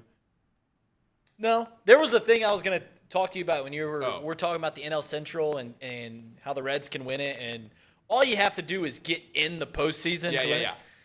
Back in 2006, the St. Louis Cardinals won the National League Central, going 83-79. They won the division, and then they won the World Series. So, yeah, you just got to get in. You just got to get in. It gives you a ticket to a chance. It's like you're split the pot. You got to be in it to win it. Yeah. That's all they got to do. And unlike the lottery, with the split the pot, somebody's going to win it. Somebody's going to win it. How did you do? It wasn't me. I bought. They have a great deal down at Great American Ballpark. It's $20 for 30 tickets. The numbers, I think, range from 1 to 1 trillion. I unfortunately was in the middle of that, and then the number that won wasn't even close. So I couldn't be further away. I went and bought split the pot tickets. My ticket, it's almost like, did they sell me a faulty ticket? Because I was that far away. I was just that far away. It's a scam. Well, so here's the thing there's about a chance. There's a chance it is a scam. Here's the thing about the 50-50. Say you buy you buy 30 tickets. Each ticket is printed with the last digits being 0 to however many tickets you bought. That's why there's so many digits on it. But the first digit, they also started with 1, 7, 8, and 9. I'm just happy when I get the first number right. Yeah. When you pop up on the screen. Yeah. Because that your tickets are 1 followed by 9 more numbers, And if you get the first digit right, you're going, all right, at least I know I can check the rest of my ticket. I don't think I've even got the first digit right this year. I've never, ever gotten the first digit right. I've never been close. So I know, Not even remotely. I know it's not. I know it's not a scam. I do. Because one of my very good friends won it and paid for. Doesn't mean it's not a scam. I mean, one for their a Ponzi scheme. People still get paid. Well, it's true. I'm just saying. Paid for college with it though. Maybe the odds are just higher. You know what is a scam about it though? What is? Casey, Reed, Elliott. They're only doing it once a homestand. So like the next homestand when there's only one, there's just 3 games. Yeah, I mean, it's not like they used to do it every game. Is my point. Now they had to stop because the crowds were too small. I know why. Still a sham. Which makes me think, what's the next thing to be eliminated? When's Bark in the Park eliminated? How soon is Bark in the Park eliminated? What's the other one they do? 3-2-1 night. When's 3-2-1 night? 3-2-1 night will get axed before Bark in the Park night. Yeah, I think so. It will get axed before Bark in the Park. Because you'll still, no matter how good the Reds are, there'll still be like a Tuesday night in July against some, like the Giants or somebody. Well, the thing about Bark in the Park night is it makes money. Like a dog ticket. Yep. You have to buy a dog a ticket. Oh, you do? It's like $30. Yeah, it's brutal. What? You Yeah, buy it's your To brutal. dog take a you ticket? and a dog, costs $50. Yeah, Bobby. What? Yeah. Oh yeah, Bobby C. He's not messing around with those dogs, man. That's why that won't go away. Yeah. You buy the dog a ticket? Well, yeah. That's crazy. Paid admission. That's ridiculous. Where's the dog gonna sit, Paul? True. Where are they going to go? Where are you gonna go? By the way, we're at 46 likes. I'd really like you to get to 100 likes, guys. I'd really like it. Reed Why do you said, think I don't like you? Reed said, well, Reed doesn't like me. Time out. Reed, You called it the Hamilton River. It is. That's what it is. It's the Hamilton River. You called it the Hamilton I was gonna call it the Hamilton Lake. I don't know what kind of body of water it is. Well, I mean, it's more like a. You didn't know what it was It's called. a creek. It's You a didn't- Hamilton you- Creek. You did not know the name of the river. I still don't. And I'll go this whole my whole time here at Chatterbox, and I'll never know that name. It's the Hamilton River. The Cincinnati River. Tom, do you know the name of the Hamilton River? You just said it was a Hamilton River. Yeah, it's the Hamilton River. But Tom you're gets it. talking The river about the here in Great town. Miami, Dang right, Tom. Hamilton the River. Great Miami, Elliott called it the Hamilton River. which you and I are supposed to be Swim swimming across sometime Anytime. this summer. Let's do it. I've been building up. I'm up to like 70 laps now. We just need one. I've been getting back out a little bit. Let's get in it. I'm ready. It's only like a foot deep right now, but we'll get Well, there. see, that's what I asked you last year. You told me there were spots where it was deep. Well, we I gotta was wait for a out little bit of canoeing rain. last weekend on the Little Miami, and because of the lack of rain we've had, but we had just gotten some last week, so at least you could get a kayak down there. But you wouldn't be able to swim across it. Too shallow. Yeah. But you told me the Great Miami, Well, yeah. right here in Hamilton, had some bulk to it, some It does. depth to it. In between the dams. Unlike the conversation in this chat, some depth bulk? to it. Hamilton Swamp, Hamilton Creek. Why would people be taking shots at your hometown? I don't I don't know. It gets a bad rap, Tom. I don't know. Why do they, Reed? We drive here every day. The people are so friendly. Even those that are down on their luck, walking around the streets. I see them down here when I get a cup of coffee at the gas station every morning. Right? They're all very nice. Very nice. That's how it's the Hamilton hospitality. It's what we're known for. Yeah. Reed, I got a question for you. Sling it my way. What is the nickname of Hamilton?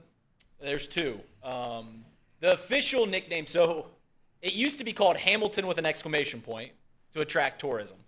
That was the official name. They got rid of the creative. exclamation point. We're now Hamilton again. The nickname became the City of Sculpture. We have sculptures all around. If you go to Pyramid Hill, it's literally a park full of sculptures. There you go. And then the nickname that I like to call it is Little Chicago because during Little Chicago. See, during what do the we do? Great This is a Depression, shtick. What during are the we doing? Roaring '20s, Al Capone, these gangsters would have houses here in Hamilton when they'd get out of town in Chicago. So it got the name Little Chicago because of the mob ties. Little Chicago. So Reed's a mafia man. Reed does like the mafia. That's confirmed. Organized crime. I mean, is Reed doing the chat rankings this week? Because all of a sudden, normally he gets killed by these guys, and they are building him up big time. Yeah, who is Everett doing it? saying, "Let's go, Reed. Let's go." I have a love-hate relationship with the chat. I tease them about the Reds, but I think they know it's all out of love. I'm wearing red wearing red today. I did that on purpose. Wanted to show a little bit of support for the hometown A lot of people, team. though, continue to ask you about your shorts. And, I'm going to tell you why I bring this up. Because this is actually, you'll be able to lend some. So, for whatever reason, I haven't bought clothes in a while, but I went out and bought, and not even paying attention to it, bought some shorts a couple years ago, right? Khaki shorts, just in case you went somewhere decent, right? On a summer night, somebody's house, or, an event where you could wear shorts, concert, whatever. So I buy these 9-inch shorts. Okay. Now I had no idea that shorts now are coming in all these different lengths, right? So the other day I'm wearing them, and my wife and my daughter look at me and are like, "Dad, you got to be kidding." They're like, you're relatively fit, especially for a guy your age. They're like, why would you walk around with these 9 and they're down by your knees and they're baggy and all? They're like, you look like, you're old and out of shape. And, they said, you're not. You are old, but not necessarily out of shape. Not in good shape, but not out of shape. And so I said, all right, I'm going to make it my mission. I haven't gone to buy any clothes in I don't know how long. So last week, I pop into Kenwood Mall and I go to J. Crew. It's a good store. Nice store. Okay. I haven't been in there in years. Although I used to say all the time, and I still stand by this, they make the best T-shirts of any company in the world.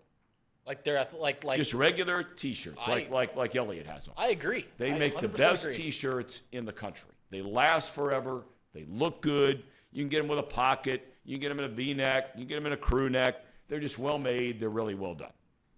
So I walk in, and this woman, roughly a little younger than me, she must be the manager of the store or something, and I said, hey, listen, do you have shorts that are like not 9-inch shorts? She looks at me like, are you kidding me? We don't even have 9-inch shorts here.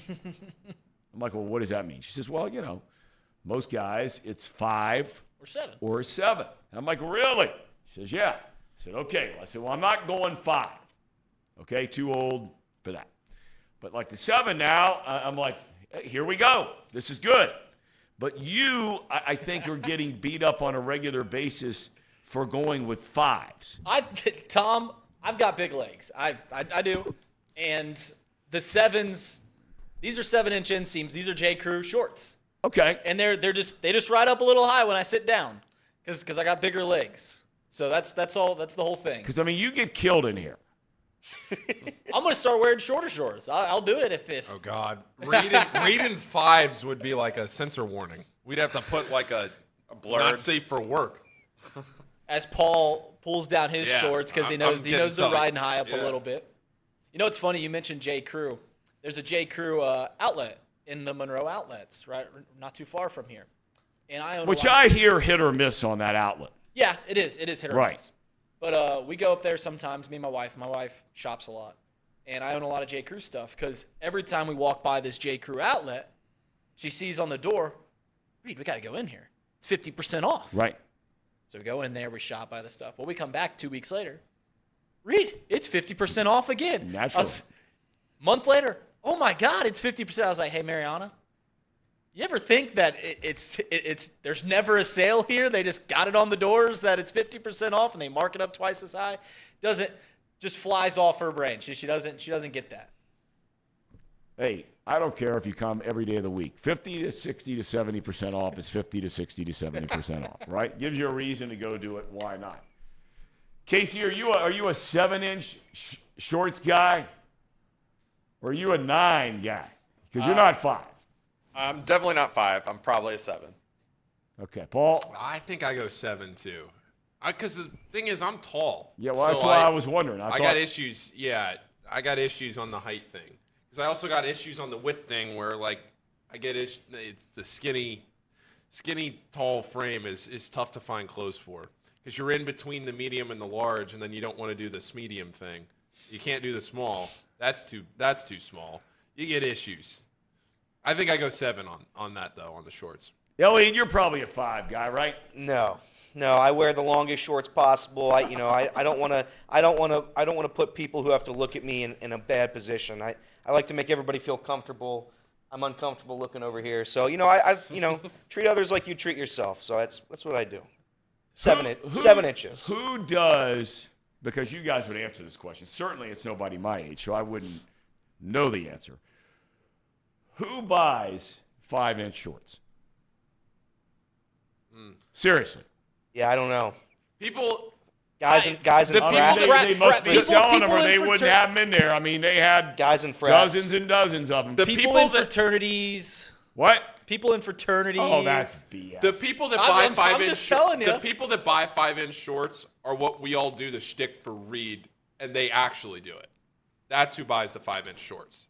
Everybody in the chat that makes fun of Reed for the short shorts, the net cutters, that's what actually happens to people that go and buy 5-inch shorts. Well, we know those people exist. We're just wondering, like, who they actually are, because we know they exist. But are they fraternity members? Because I would be agreeing with Reed. They're the high nooners over at Miami. Well, it also kind of you might be onto something there. It also kind of depends on the style too, because like a 5-inch on athletic shorts isn't bad. No. I'm just talking But about if you're talking about like a you'd dress wear khaki, somewhere yeah. decent, right? Yeah. I don't know anybody who would wear though 5-inch to go somewhere decent, unless you're going to see like some of these guys you guys listen to. Whoever they are. If you go up to Brick Street in Miami, in Oxford, you're going to see some 5-inch shorts, Tom. And I just said I'm not surprised. Miami, it's a whole different world up there. I bet you Luke has some 5-inch shorts. I don't think so. I'm pretty sure he doesn't. Maybe he does. I don't think so. Did Luke go to the game on Friday? He did. I saw it. Was he wearing an IU shirt? I don't know. I had to go out of town early in the day before he left for the ballpark to go to a funeral in Columbus, so I don't know what he wore. I was working that event in downtown Cincinnati, and after the Reds game was over, I saw a group of guys, and I saw someone who looked like Well, Luke then that would be him because he went with a group of guys. wearing an IU shirt, and it looked like Luke, and I yelled, I was like, Brady! And I had no idea who I was, but I waved and said, go Hoosiers. There we go. Nice. Saw Luke. Nice. Everett says you'll see the same damn thing in Athens. Everett, no chance. No chance. No. Jolly, kind enough to send us over lunch last week, right? Yeah. Friday, Yeah. right? Says come out to L.A.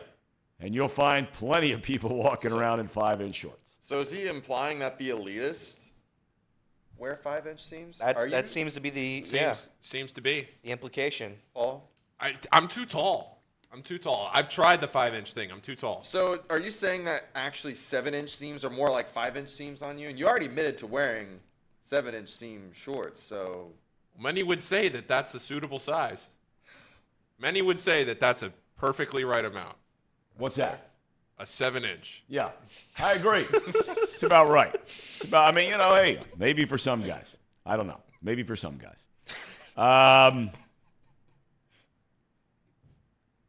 Oh, God, that brings to mind one of my broadcasting moment in my career, which I've never heard. I've never heard. We were doing the Giants and the Dodgers on a Fox Saturday game of the week. And there was this player, you guys may remember the guy, really fast, athletic player, dude named Roger Cedeno. Yeah. And he's playing for the Dodgers. So, big rivalry game back at Candlestick Park. That's how far back this goes. And Bob Brenly and Bob Brenly might be the funniest human being I've ever met in my life. Quick, funny. Smart, funny. And we're working with the most legendary producer in the history of sports television, a guy named Michael Weissman, who was running NBC Sports when he was 28 years old, doing all the Olympics, Super Bowls, World Series, when NBC had the World Series.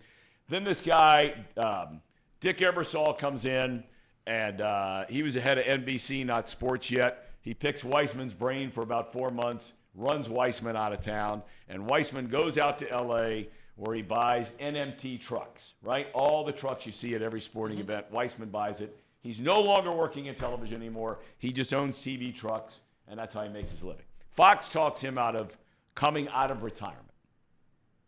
And this guy, the personality on this guy, I'm going to get him on the show one day. This guy, oh, God, what a talented dude, man. Funny, smart. But you would think a guy like him had seen it and done it all. He was the mentor to Costas. He was a mentor to Dick Enberg, all these guys that were coming up at NBC. He was a guy, plugging in Marv Albert and Enberg and Costas and all these guys that NBC had going on. So now he's with Fox. And we're doing a game, Fox Saturday game, on a Saturday afternoon in San Francisco. So Roger Cedeno's a batter, and he's a right-handed batter. And, he gets up there, he's standing there like this, and okay, here he comes, right? Fouls a ball off. It comes back, and it hits him. So we're not sure where it hit him. We think we know where it hit him, but we're not sure where it hit him. So it pops up and hits him right on that area of the inner thigh and what could have been where you have your cup, right? So we run it on the replay, and it pops back up, and I say, oh, not a lot of meat in that area. Which Bob Brudley immediately, without batting an eye, responds, well, not for some guys. And when that happens, the truck explodes in laughter, led by Michael Weissman. And he just cannot believe that this just went out on television. And it was one of the funniest moments I've ever seen in my life, or ever heard in my life, experienced in my life on live television. That's what makes live television so beautiful. Okay, speaking of Mike Weissman, we're talking about New York. Okay.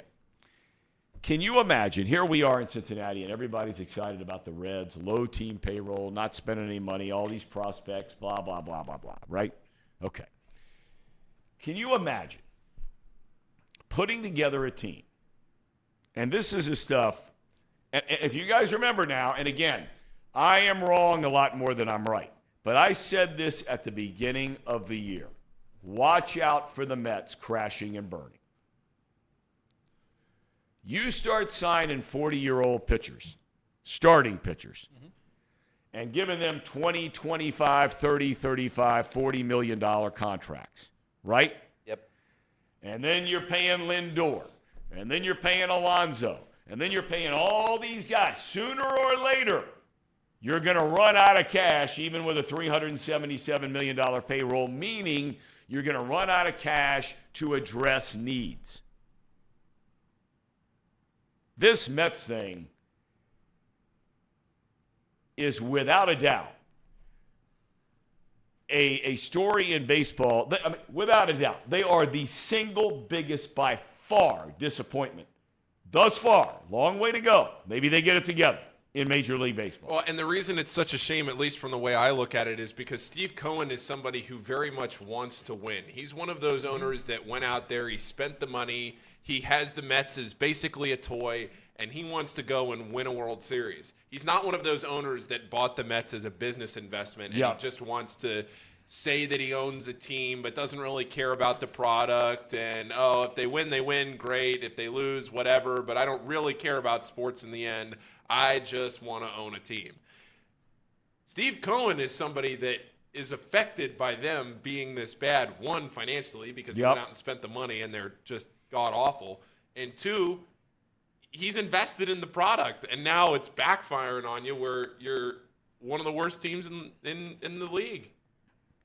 I mean, what do you do? There was some proposal I saw over the weekend, I think it was on the MLB Network, I'm sure it was, where somebody was making the proposal that they trade like 8 guys to get Shohei Ohtani and Anthony Rendon from the Angels. You see that? I did.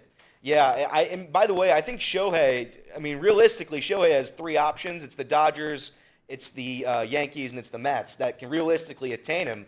But if I'm Steve Cohen right now to save this fan base, I do look at probably getting Shohei. Because, they like Tom said, Max Scherzer's been not good, right? I think Verlander has a 4.5 ERA I'm looking right now. Yep. It's been a clown show there. And it makes you wonder, does money solve all the problems? It solves a lot of the problems, but at some point you do have to do the other part right. You have to get the minor league system right. I think Beatty, one of their better prospects, is up right now. He's struggling. It's just not going well. It's just not going well at all right now in New York. Tom, you undersold what they've spent on Justin Verlander and Max Scherzer. The two of them combined are making $87 million this year. $43 million a piece and some change. So $87 million between two 40-year-old pitchers. And this, everyone talks about. That's more than I think the Reds team payroll, isn't it? I guarantee it. Or somewhere in the neighborhood. 100%. Guarantee it is. And they've got it. They've pitched like 20 games between the two of them through halfway through the year.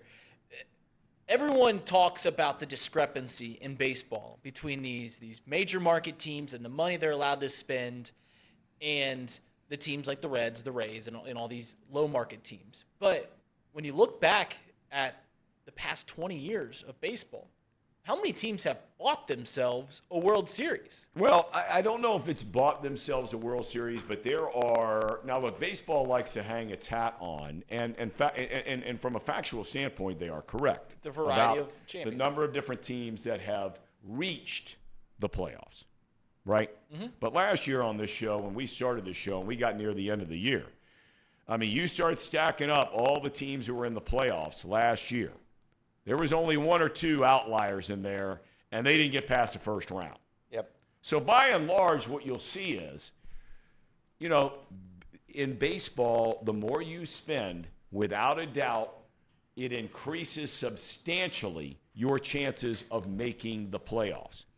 The lower spending teams that get in the playoffs, whether this year, and there could be a host of them this year, which is amazing. Because right now, if the season ended today, you would have the Arizona Diamondbacks in the playoffs. Division would have the division winner. You'd have the Cincinnati Reds in the playoffs, division winner. Right. You'd have the Miami Marlins in the playoffs as a wild card. Yep. Right? Yep. And then over in the American League, you'd have Tampa Bay not spending any money, division winner. Minnesota has spent a little bit of money. I mean, they're not up there with the big boys, but they spent a little bit of money. Yeah. And so, but those teams, you know, Tampa Bay, yeah, they've gotten to World Series, but they haven't won it, right? Yeah. And most of the time, the bigger market teams, when you get down to your final 8, final 4, it's them. Yeah, it is. It is interesting. MLB does hang their hat on the teams that make the postseason. If you look at the last 10 years of World Series winners, there's 9 different winners. The only team that has won 2 World Series is the Houston Astros. But name the teams. But yeah, then you look at them, they're big market teams. I mean, you're talking San Francisco, Boston, Chicago, Houston, LA, Atlanta. Yeah, I mean, every one of those top 5, top 6. Right, the Royals were the outlier in there. And who? The Royals. Yeah, the Royals that's right. won in 15, that's right. And then the Nationals won in 19. Those are the 2 outliers as opposed to the major market teams. So there is some middle ground, right? I mean, everyone thinks that you spend a lot of money, you spend millions of dollars, and the champion starts flowing in. The teams that find success are the teams that have done what the Reds have done what the Rays are doing, which is getting a lot of talent, and then when it's time to compete, you go and you spend the money to get those auxiliary players. The Dodgers have found amazing success doing this. They always seem to have prospects come up. And then when it comes time to get Mookie Betts, they can go get Mookie Betts and Freddie Freeman. So it's MLB is such a fickle game. It really is. Well, and again, this is a further example of what I was talking about earlier and the situation that the Reds are in right now. Because let's be honest about it here, okay? The Dodgers are beat up. They're really beat up. Their starting rotation has just been in shambles with so many injuries. All right? You have the Padres, who have been, after the Mets, the second biggest disappointment in Major League Baseball so far. Still a long way to go. We're going to see the Padres this coming weekend at Great American Ballpark. The Braves are the Braves. But when you look at this year and talking about the Reds, this further, I think, endorses the point I'm trying to make, that if the season ends today, yeah, the Braves are in there, but so are the Marlins. I'm not taking anything away from the Marlins. It's the Marlins.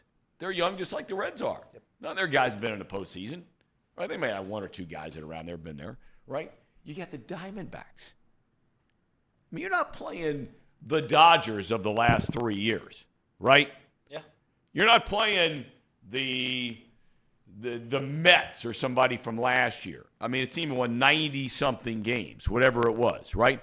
You're not facing these teams potentially, and the Giants all of a sudden are coming on. Yeah. I mean, a Giants scare you? I think the Reds scare you worse than a Giants scare you from an offensive standpoint. I'd agree. And the Giants are getting younger and younger and younger and younger by the week because they do spend some money out there. But this further, I think, emphasizes my point that if there is a year for the Reds to go try and win it, the stars are aligned on a number of different fronts of not facing the juggernaut potentially outside of Atlanta. And you just hung with Atlanta. Now, you didn't get their best three, but they didn't get your best three, if the Reds have a best three. Right? Yeah. That's why I continue to come back to the same thing. You got to go for it. I mean, I just don't understand how we have people in this chat, and there are a lot of you. And look, my opinion is no better than your opinion. It really isn't. I mean, you think they ought to just sit tight. That's fine. But this time next year, you might have the Mets playing like the Mets. You might have Philadelphia playing like Philadelphia the last couple of years. Yep. You might have Atlanta. They're showing no signs of slowing down. All of a sudden, the Cardinals this time next year are going to be a hell of a lot better than they are now, right? You know the Dodgers are going to all of a sudden figure out whatever it is that's wrong or get guys healthy or get guys in there can do it. San Diego, which virtually has every one of those guys on long-term deals, they're going to be better. So on a year where you say, man, there are a lot of teams that look a lot like us that could be in the playoffs, why not go for it? Does that make any sense at all, or am I just rambling? No, I agree. And again, I think people are trusting the process, and I don't want to be negative here, but I kind of have to be. What has there been to trust over the past 25 years that you're like, oh, yeah, they know what they're doing? And again, that's not saying this year. We said it to the Bengals. It's a different thing, right? When the Bengals elevated themselves to where they are now, it's not like they were 20 years ago. However, I give this stat out because it's true. We're the only franchise since the year 2000 to not advance in the postseason, right? I think squandering an opportunity to trust the process when we've had nothing to trust over the last 25 years is a fair worry. And again, they've done everything right now. Right. They are doing everything right. It's no knock on – you can't look at the past and be like, oh, the past is definitely this year. It's not. I'm just saying to squander an opportunity to trust what has been, for the most part, an untrustworthy franchise ownership for the past 2 decades, in my opinion, is strange. But to each their own. Elliot brings up great points in the fact that what are you to trust? But at the same point, and you alluded to this, they've certainly earned some trust now with getting all these young guys, all these trades. Correct. What happened last year and the delayed opening day, and as soon as they announced the opening day, the Reds just sell off. They sell everyone. Luis Castillo, gone. All these guys, gone. Yep. And for the great majority of those returns have been fantastic. So does Nick Krall get your trust? Do these Reds get your trust in saying, listen, you've got us to this point. You've got all these young guys. Yeah, personally, as a fan, you want them to go and get these starting pitching because you see what is happening with the rotation, and you want them to compete for the division and truly compete and dominate going down the stretch. But at the same point, you can't turn away and be like, all right, well, you got us this far. We got to give you a little bit of trust. Do they earn your trust in that regard? Yeah, Nick Krall has earned my. I was worried about Nick Krall at the beginning. I thought he was going to be a puppet. He is not. He's done everything right. The Reds are in a perfect spot. We have the most hype we've ever had. I'd argue in the past, I don't know how many years, 25, 30 years. So, yeah, they have earned my trust this year. But to say we're going to go out and we're going to trust the Castellinis, nope. I mean, again, no disrespect, but they haven't done a good job statistically. If you look at what they've done, what we've accomplished here, we've won a home run derby. That's our accomplishment. That's our big prize. What a night. Well, it was a great night. Todd Frazier, shout out you. And Trace has pointed out who we're going to go get. I don't know who you go get. Well, look, there are a whole laundry list of names, and we haven't gotten into these, and we will once we get closer to the deadline because we'll see what teams want to do. But if you're talking about looking for pitching, whether it be starters or relievers, the White Sox are a train wreck, right? Right. Okay. Giolito is a guy who's had really good success in his big league career. Mm-hmm. Okay, what's his? He's only 28 years old, 54 and 49 in his career. Earn run average a little better than 3. And he gives you innings. He's gone at least 160-plus innings in each of the last 4 years. Durable guy. Yep. Right? I mean, not a 200-inning guy yet. Okay. All right. Bullpen-wise, we've talked about Aroldis Chapman. I still think that is a guy that could really, really help the Reds. We've talked about Michael Lorenzen a little bit. We've talked about why am I drawing a blank? Lance Lynn's name's been brought up. I'd have to pay a little bit more attention to really what he's done so far this year and where he is. There was a big thing. He seemed like he couldn't stay healthy and so on and so forth. So, there are those guys. And then there are the guys like Bieber, which is a whole now different level. Yeah. Yep. Corbin Burns might be on that list as well. well. It might be. The Reds have basically 2 avenues here, Tom. I think that there's only 2 avenues that they can go down if they're going to go and get starting pitching help. It is you got to get a guy with player control for years in advance, like they gave up with Tyler Mahle, like they got with Trevor Bauer. And those names are few and far between. There's a couple on the list. Who's the Eduardo Rodriguez from the Tigers has like 4 years of player control. He has an option. Shane Bieber actually has player control too, but you're going to have to require giving up a lot of talent to get Shane Bieber. Yep. I think that the avenue that the Reds might need to go after are some of these older talents that have had bad years. Lance Lynn is someone who has not pitched great this year. He hasn't, but he's got playoff success. He has been there. He's done that. He can mentor some of the younger guys. Patrick Corbin is another name that has been thrown around to where he's going to be incredibly cheap to get. These arms that aren't having tremendous amount of success this year, but they can eat up innings and they can have you competing every time that they pitch. Those are the arms that I think would be the better avenue. Guys that might be gone at the end of the year. Their contracts due up at the end of the year, and so what? It's a rental, but it's an incredibly cheap rental that just give you an arm every 5th day. Hey, can you get us to the 6th inning and only give up like 4 runs? Can you not have us trailing 7-3 in the 7th inning, and we gotta have these young guys come back every single game? Yep. Someone that can just eat up innings and get you in a position to win every time he comes out and throws. People keep talking about your guy Ian Gibaut. How's he going to pitch if we bring in Aroldis Chapman? Yeah, Ian. Ian would be. I think he's been okay. You know what, Tom? No, you've killed him. Now, no, Tom. Wait. Elliot, you killed the guy. Wait. I'll tell you. You killed him. What did you nickname him? High leverage Ian. High leverage Gibaut. Listen, Mariano Gibaut comes out when it's 4-0 in the 6th, 7th. Ian Gibaut's at his best. But when there's a runner on base and it's a tie game, he becomes the worst. He becomes J.J. Hoover back in 2015, whatever that was. He's just bad. But, we got guys. We have T.J. Antone. At some point, that guy has to be healthy. I don't know when. Captain Cook. At some point, yeah. The sticky stuff might have He had the best stuff of all the guys they have in the entire organization. Yep. That includes Hunter Green. That includes Lodolo, all of them. When he was healthy, that guy had the best stuff of all of them. My guy, Tony Santiana, I call him Fat Tony. He's a great guy.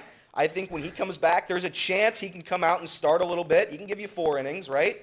So we have to get a little bit more healthy with the bullpen. Give me Fat Tony. Give me T.J. Antone. And again, like Reed said, we need at least one. We need one starting pitcher who's pitched in this league before.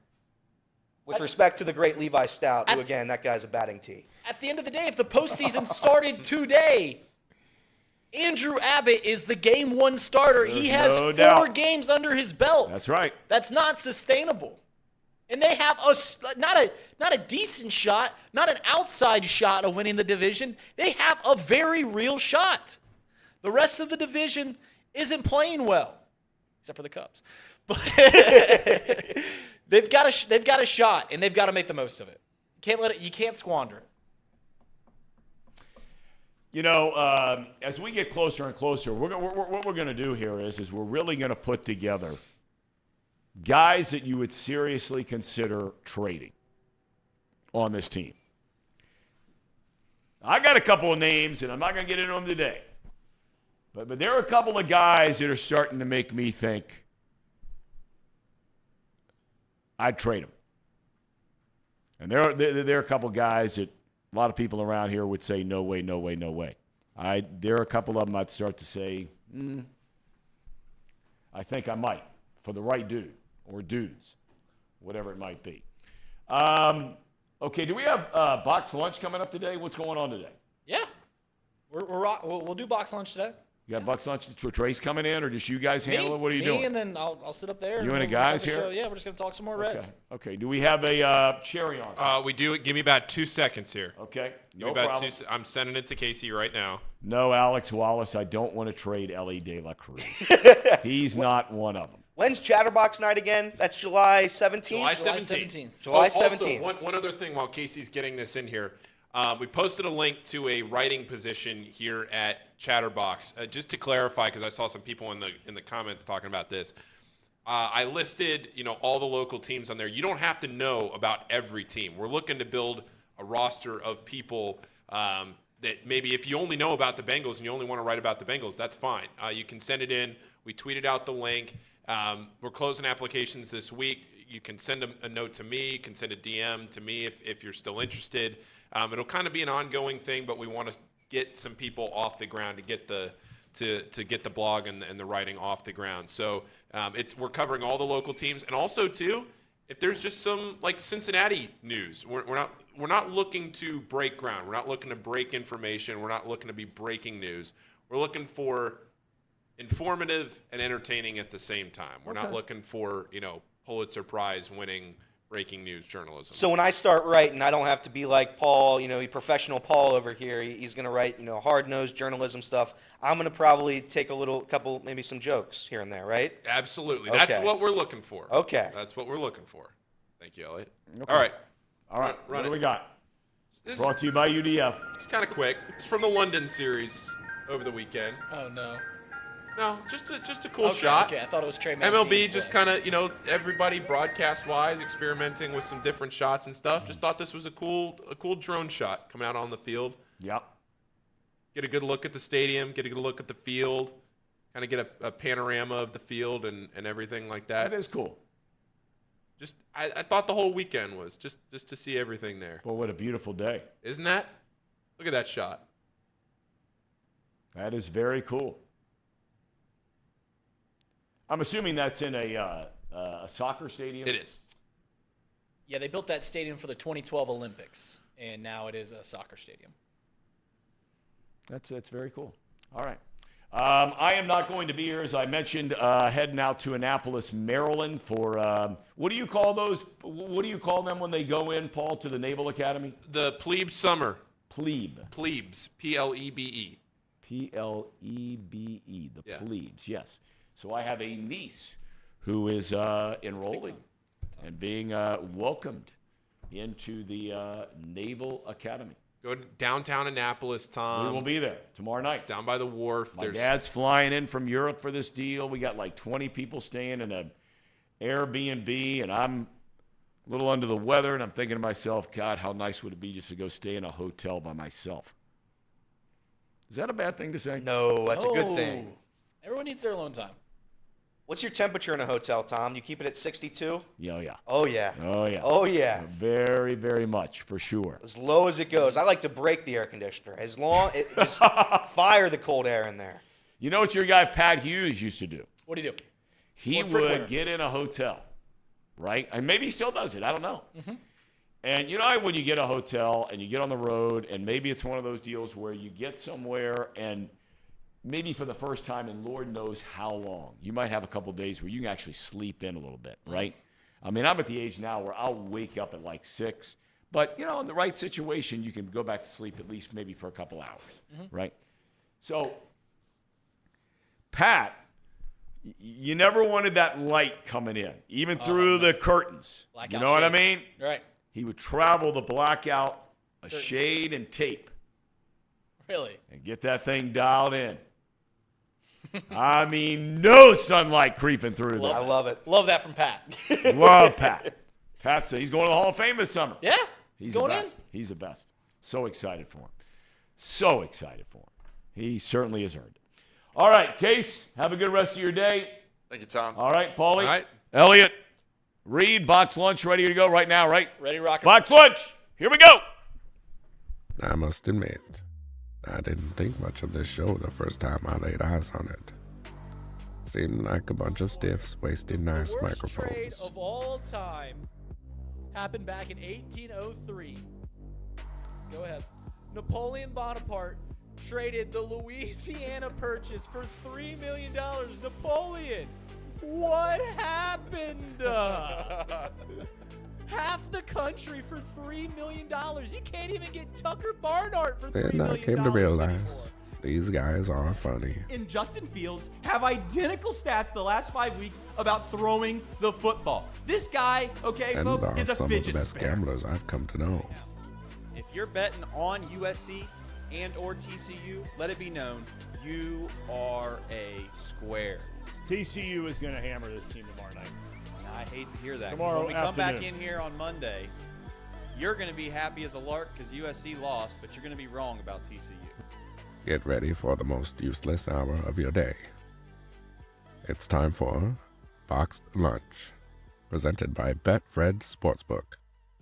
Now, Casey, run that track.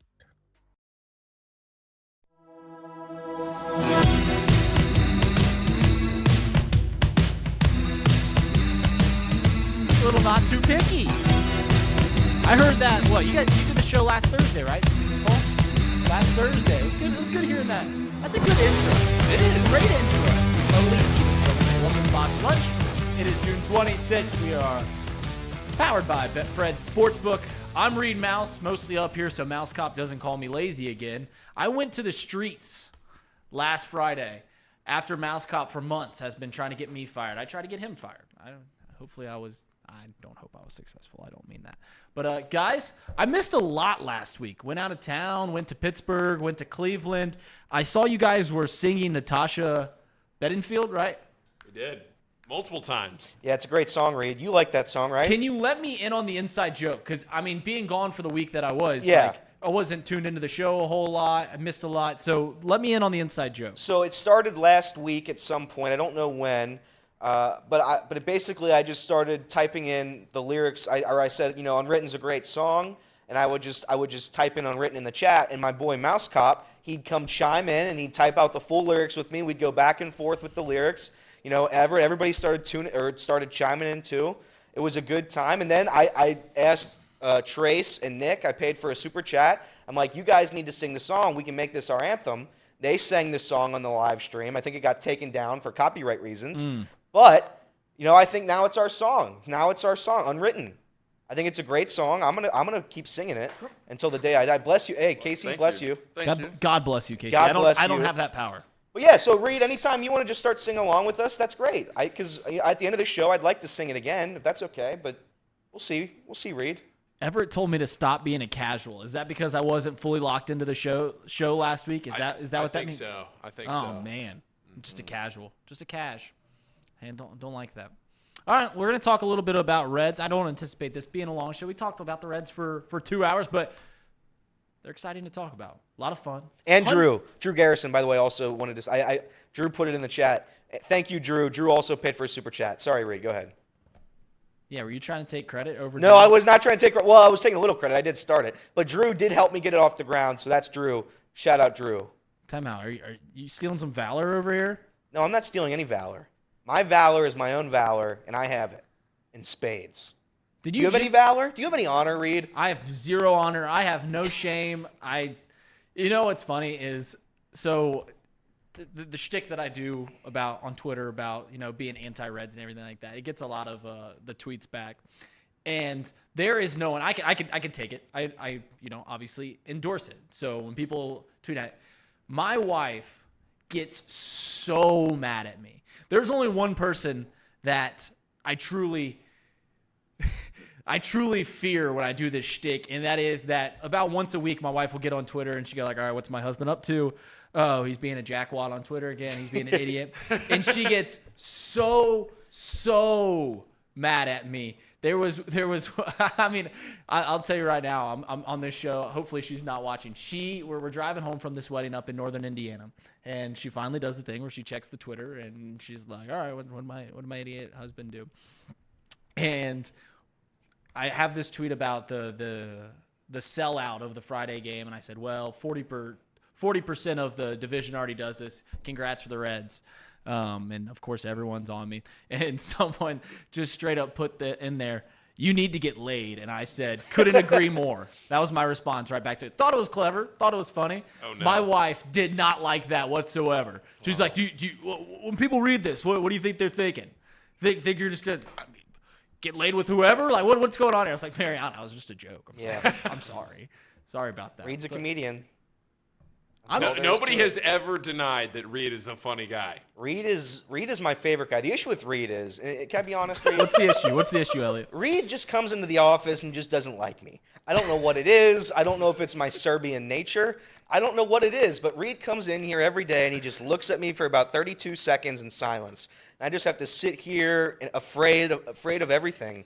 And then he has a little tuft of hair and he shows it off every day. I love Reed. He's my best friend in the whole world, but he just doesn't like me at all. Why? What is it with my stare that it makes you feel uncomfortable? I don't know, but it's the smile that you do with it. It's just scary. It's just a scary stare. That's what it is, really. Nobody's ever stared at me quite like that. I am not a serious person. I've never been a serious person. So why do you? I'm not a serious person either, as you have most likely known by now. But, I don't know. I look at Paul and I see good vibes. I look at Casey, good vibes. Reed just looks at me and I just feel sad. I don't know what it is. I think Reed's trying to mentally dominate me. Do I foster a toxic workplace? No, I think it's a good workplace. It's not toxic. It's just scary. I feel like I'm sometimes toxic towards Paul. I feel like I shtick up around Paul Big a league whole Paul. lot. Well, here's the problem: is I'm just always so on my toes with what I need to know or not know is a joke or not a joke that I lean into jokes so much, and then Reed leans into them, and then we both lean together, and then we wind up just. Yeah, that's fair. It's tough. Yeah. Drew Garrison says, Reed does come off as a guy whose dad is a powerful judge that can ruin your life. I can tell you right now that Mark Mouse has no authority with the law whatsoever. Quite the opposite. All right, guys, let's talk about the Cincinnati Reds and not this workplace environment. The road ahead for the Reds is going to be tough. They've got 13 games going into the All-Star break. They're right at the midpoint of the season. They're, I think, a few games under 81, so they're right there. What are they? They're at 78 games, so they're right at the midpoint of the season. Of the 13 games before the break, 10 are on the road, and the only 3 are at home are against the San Diego Padres, who have underperformed this season. But, I mean, we're talking about the Atlanta Braves lineup being relentless. The San Diego Padres is of the same breath. When you got Manny Machado, Juan Soto, Fernando Tatis all hitting in the same lineup, it's scary for the starting rotation that the Cincinnati Reds are currently putting out there. The injuries, the Hunter Green, the Nick Lodolo, you're not sure when either one of them have come back. And Ben Lively, who has been serviceable at times, is now missing as well. Andrew Abbott, Graham Ashcraft, they're going to have a big learning curve over these next 13 games. So as you guys, the Reds fans, and I'm telling this, I'm not sticking it up right here. I'm going to tone down the Reds hate for at least a week.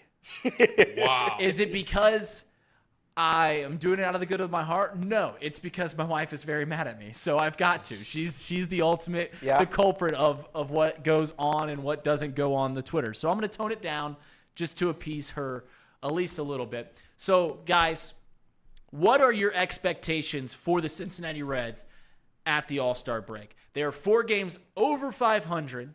They've got 13 games left, 10 on the road. 4 of those are against the lowly Washington Nationals. Sorry, Paul. No, that's fine. But 3 are against the Baltimore Orioles, 3 are in division against the Milwaukee Brewers, and then 3 are at home against the San Diego Padres. What are the expectations for the Reds at the All-Star break? Yeah, we have a couple big series. Again, the Brewers before and after the All-Star break. That's going to be huge. The Brewers have kind of owned the Reds the past couple of years. The Padres have owned the Reds the past couple of years. My goal and my expectation would be to be 500. If we are 500, not below 500, we have now passed that bar. We have to be at least 500 at the All-Star break is my expectation and my goal. So to be 500, you have to go under 500. So you're saying over these next 13 games, that would be what, 5-9? No, it'd be. Yes. I don't think they can get 500. So it'd be like it'd be 5-8. 5-8. Would get them one game over 500. 5-8. That's a low bar. It's a low bar, but the division is so low. The division is bad, right? I mean, the division is until the Cardinals kick it on, which I do expect. People don't agree with me on that. The Cardinals won 17 in a row in like August 2 years ago. I don't know what you guys are like writing off the Cardinals for. The Cardinals are going to be good at some point this year. The talent's too good there. Stay within 500. Stay within a game and a half, 2 games of the division lead. We'll be okay. Just get me to the All-Star break alive. If we're under 500, if we collapse here, then I don't know what we do. Then I don't know what happens. This is something I'm actually genuinely curious about the Reds is that I'm not sure where the expectations are with the Reds. Because oftentimes it seems like it's conflicting, right?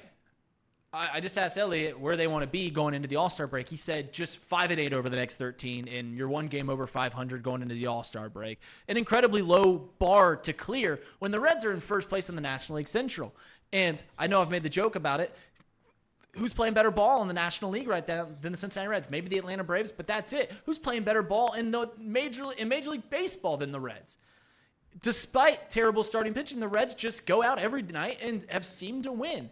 So these expectations are this just floating amoeba of I'm not sure, and I don't think any Reds fans are sure of where to put their expectations. Tom asked on the show today, the expectation is to make the postseason now. But I truly feel like if you asked Reds fans to be honest about it, they're like, well, I mean, if we make the postseason, that's great. That's not our expectations. You might say it is, but that's not it. Going into the Braves series, the expectation was just don't get swept. Going into the Astros series the week before, when the Reds swept the Astros, was just don't get swept. We're playing great ball. Let's just not get swept. So at what point do these expectations go the next step up? And I feel like for a 13-game streak, you want to go at least 500 to where you're going 4 games under going into the All-Star break. Reds fans over here, what are your expectations of the next 13 games heading into the All-Star break? How about 8-5? 8-5? That's your expectation? So that is. That would be anything less than 8-5 would be disappointment. Okay. So I guess there's a very winnable series in Washington. Yeah. 4 games in Washington. I'll be honest. If they go 1-2 or 0-3 against the Brewers going into the All-Star break, that's going to be real deflating. Yep. Just because they have owned the Reds in these weird mid-summer series forever now, it seems like, in the last couple of years, where it's just like they break all kinds of momentum.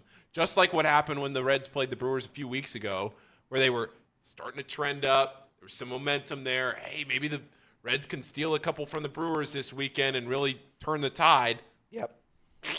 Yeah. Swept. That can't happen. Yeah.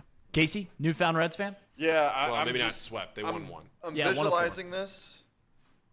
I'm expecting them to at least get 1 win against Baltimore and San Diego, so that puts them at 2 wins. 3 wins against Washington, that puts them at 5. 1 to 2 wins against Milwaukee. I would really love them to get 2, so I'm going to go 7 and what does that put me at? 7-6. 7-6. I think 7-6 is my expectation. Yeah, I think a fair expectation is just don't lose any ground. If your 4 games are over 500, that's great. 7-6 seems fair. I mean, you take 3 or 4 from Washington, you sneak a series out on one of the other games. The big one obviously being the Milwaukee Brewers. Yeah, I'm looking at the matchups against San Diego at home this weekend. Michael Wacha and Yu Darvish are scheduled to pitch against Graham Ashcraft and Brandon Williamson. It's not a great matchup for either one of those games.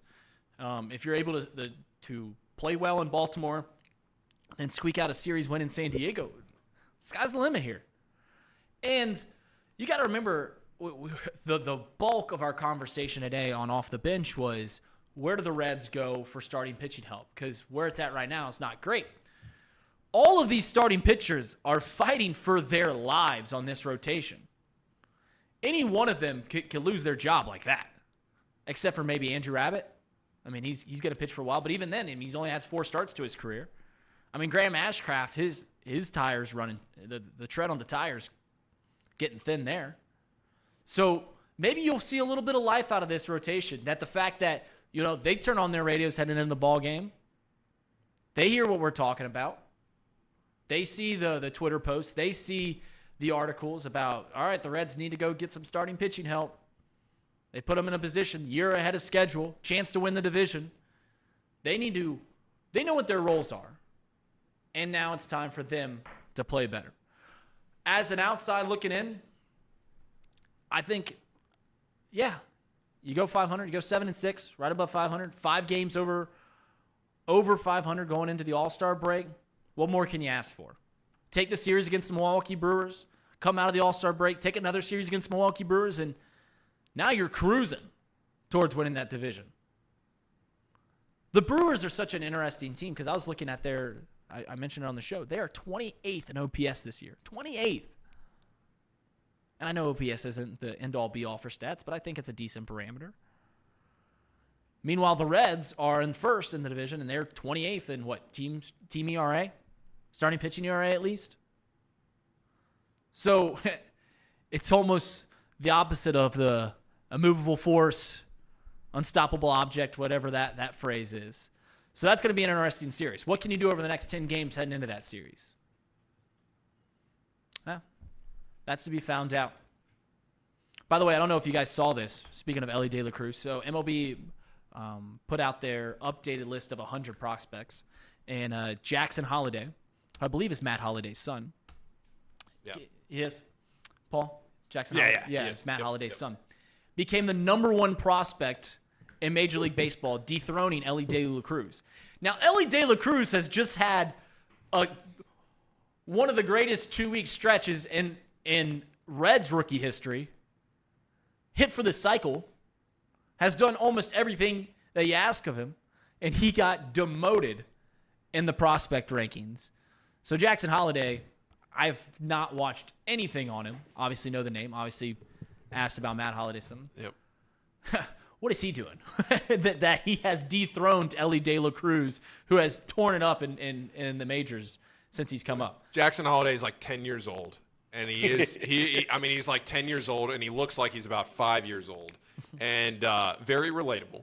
And he's been tearing it up. I still follow a lot of Orioles minor league accounts and people that have covered the minor leagues and the Orioles and people that I knew when I was there a couple of years ago. And all they talk about and all they tweet about now is Jackson Holliday. And actually, I don't know if the Reds are going to end up playing tonight.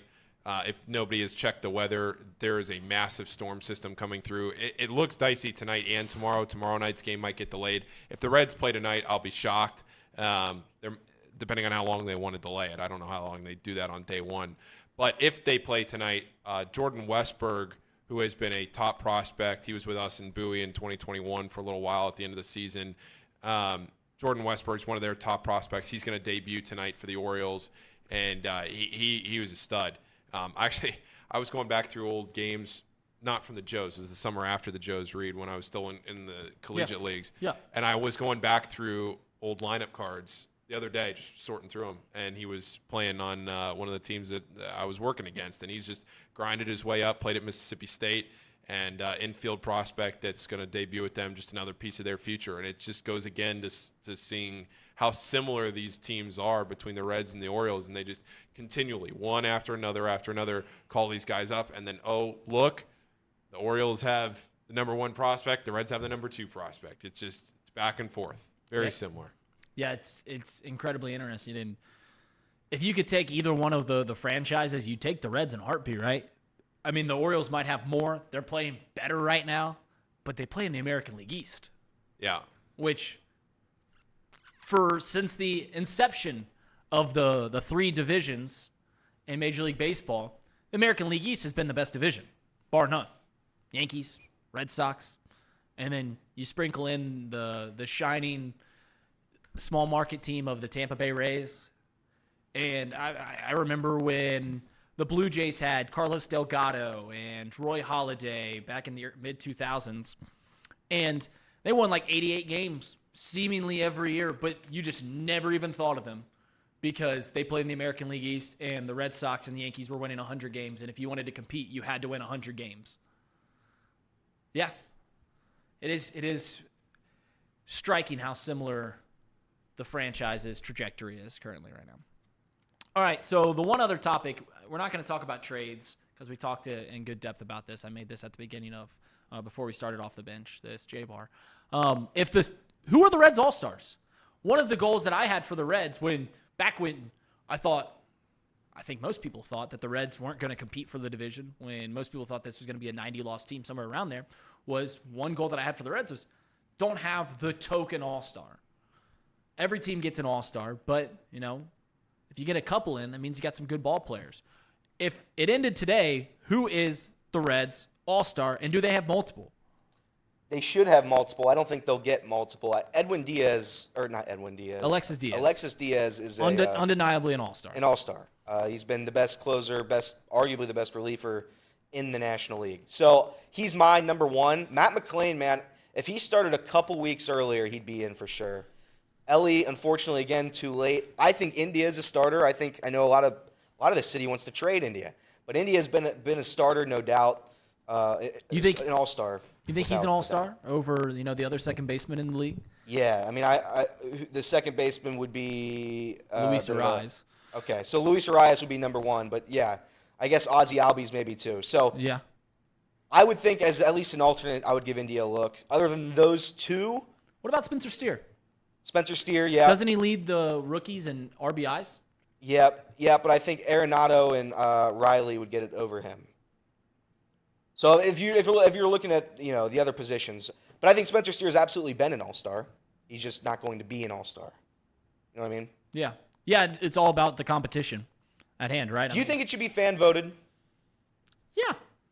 I think the event is for the fans. True. The event is for the fans. Yeah, there's discrepancy. I think, remember when the Royals, coming off their World Series win in 2015, they had like 7 starters in the All-Star game. I think the Cubs did the same thing the next year, and that's when these conversations really started going like, should the starters be voted or not? It's for the fans. I think that the MLB should move to having the All-Star break, but really they should have postseason awards. I know that's what they have with the Gold Glove and the Silver Slugger, but there should also be like an all-MLB team. And I think they started doing this, but it should be a little more prevalent. So often you'll look at, players with great careers. One that comes to my mind is Rafael Palmeiro, who is one of like 7 players to have 500 home runs and 3,000 hits. He made 3 All-Star games. 3 in his career. So often you'll look at a player who you thought is a perennial All-Star, and he'll go, oh, he only made 2 All-Star games. Well, it's because he either played on a bad team or, he was a second-half player, all these things. The All-Star game is just so fickle. Yep. Because it is only half the season, and then it goes on your baseball reference page forever. I believe that they should vote, in short. Do you disagree? I think it should be weighted. Maybe the NBA does it like that, or is NBA all fan voted now too? I think there should be some kind of scale where a fan base that has significantly more fans than the Reds or a small market team, they shouldn't be able to dominate. How do you quantify that, though? I don't know, and that's why I don't know. Maybe I'm just a clown for this, but I do think that a fan vote, like Freddie Freeman's going to get unlimited votes, so Matt Olson's going to get unlimited votes. Well, here's the thing: is like Ellie De La Cruz might be an All-Star for forever because of how electric of a player he is. Yeah. Right. I mean, if O'Neal Cruz isn't hurt, he probably gets voted in just because people like watching him play. Yep. There is an element to how exciting of a play it is. In the NBA, I don't know how they vote on their All-Stars, but this goes into when you look at a player's career and he's like, oh, he's a 12-time All-Star, 9-time All-Star. And then you look at a great player and he's like a 2-time All-Star. Well, it's fickle. There needs to be another way to quantify how well your season was at the end of it, not the halfway point. And the NBA has that with the All-NBA teams. Yep. So I think that the MLB, and I think they have done this. It hasn't caught as much. You're right. It hasn't caught enough traction yet, but I think they need to do it, and they should. You're right. I do not care as much about the fan voting now that the game doesn't matter. When the game mattered, I would get a little annoyed when you'd have somebody in there that maybe didn't deserve to start or whatever. It's like, hey, why don't you go try and win the game here, fellas? Like, I know it shouldn't matter, but you do want to try and win the game. I got mad when the game mattered, and they would still do the pitchers pitch an inning thing. Yeah. I was like, no. Well, National League needs Clayton Kershaw to throw 6. Like, he is the best pitcher, and then have Scherzer pitch the last 4. Is that a wrong take? I still think the game should mean something. I still think it is a bad take. Yeah. That's a bad take. Well, depends on what it means. It shouldn't mean World Series home field. Yeah, I don't know what the prize would be. I think it should mean something though. What about like a cash value to the All-Stars?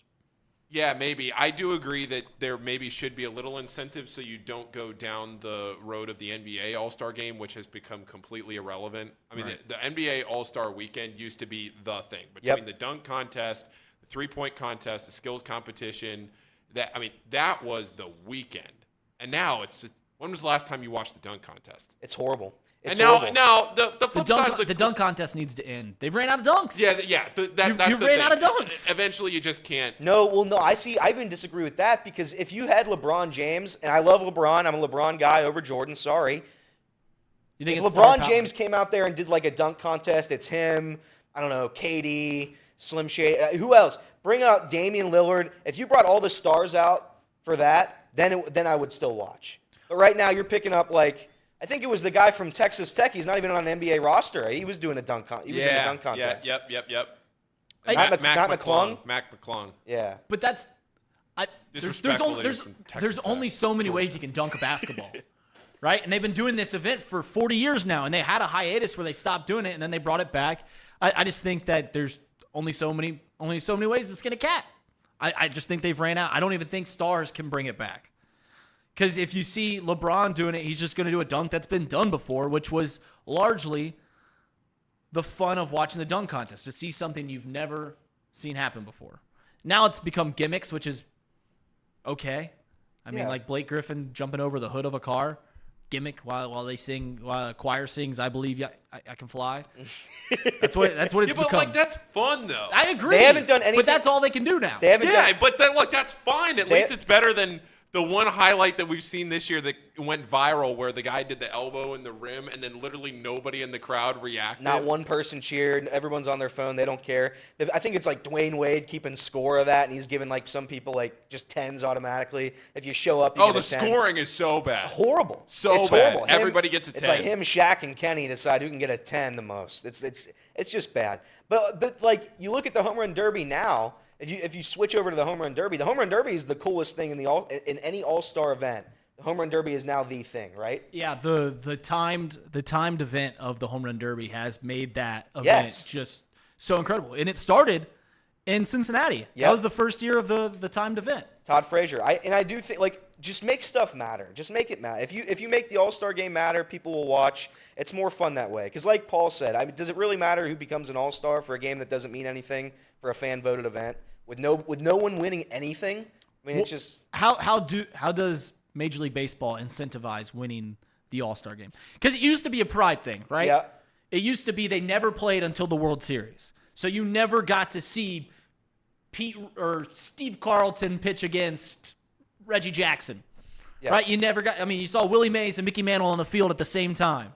That was the large allure of it. Don't have that anymore because just like you're going to see tonight with the Reds and the Orioles, the American League plays the National League. It's been that way for 30 years. So that portion of the game it's not as mystified.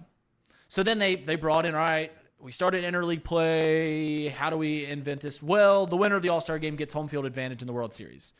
All right, that was a sham. We knew how dumb that was from the beginning. How do you incentivize winning the All-Star game? I mean, maybe more home.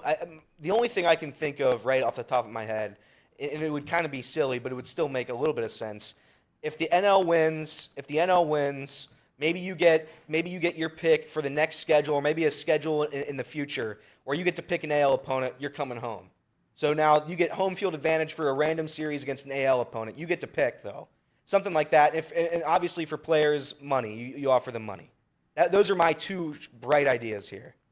Well, so if the National League wins, every team in the National League gets to pick one interleague play where they're at home. Yeah, so maybe like it was set on the schedule. How many away games are the Los Angeles Angels going to play then?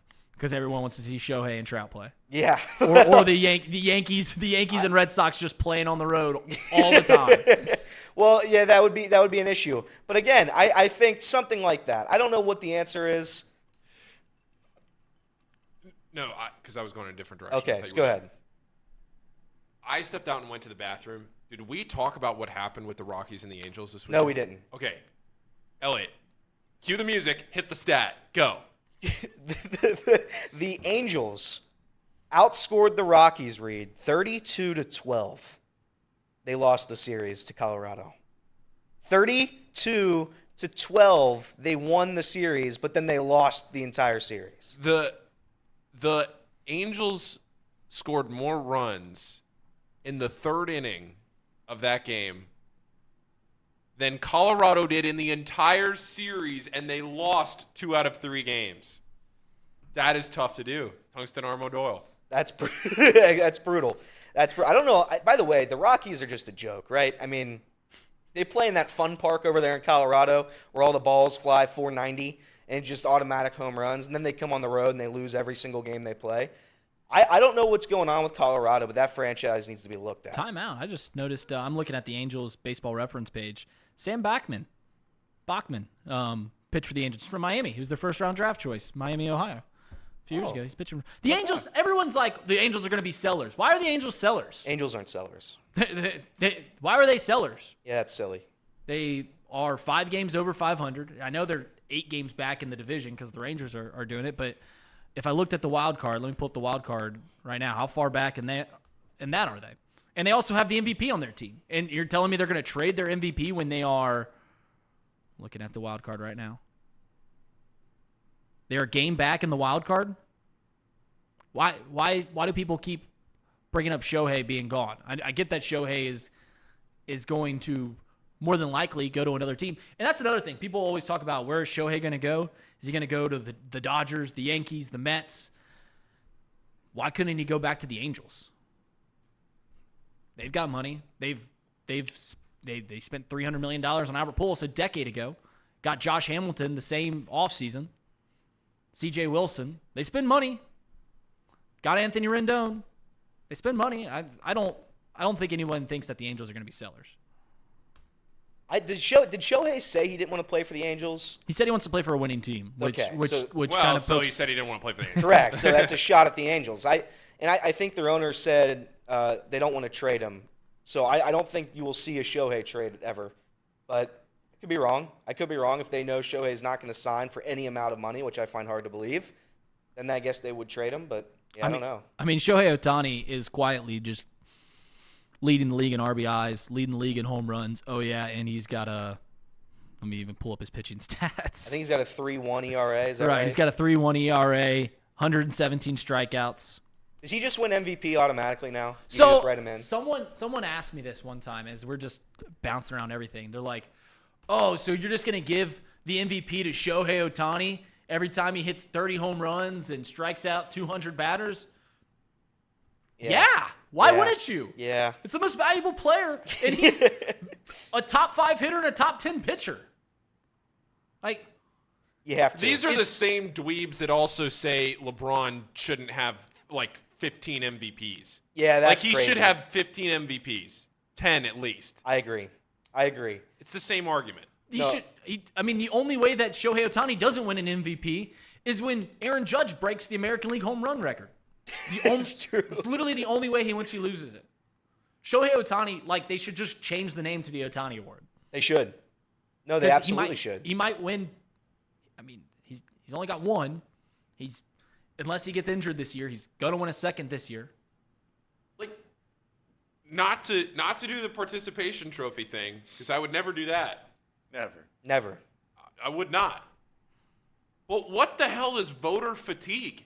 Like, what is that? Honestly, what is voter fatigue with an MVP? You are the most valuable player in the league. Correct. You win that award. LeBron should have won 10 to 15 MVPs. He was not the MVP this year. Well, it's the same. It's the same. Everyone gets fatigued from everything because, like, I heard someone talking about Mike Trout recently, and they're like, "Oh, Mike Trout's having a down year."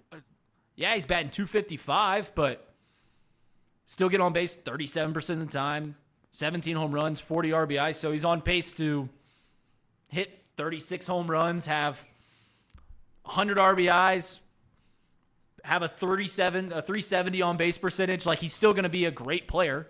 Yep. It's just like, what are we talking about? Yeah, they're clowns. That was like the year that Peyton Manning got hurt. Do you remember the year Peyton Manning missed?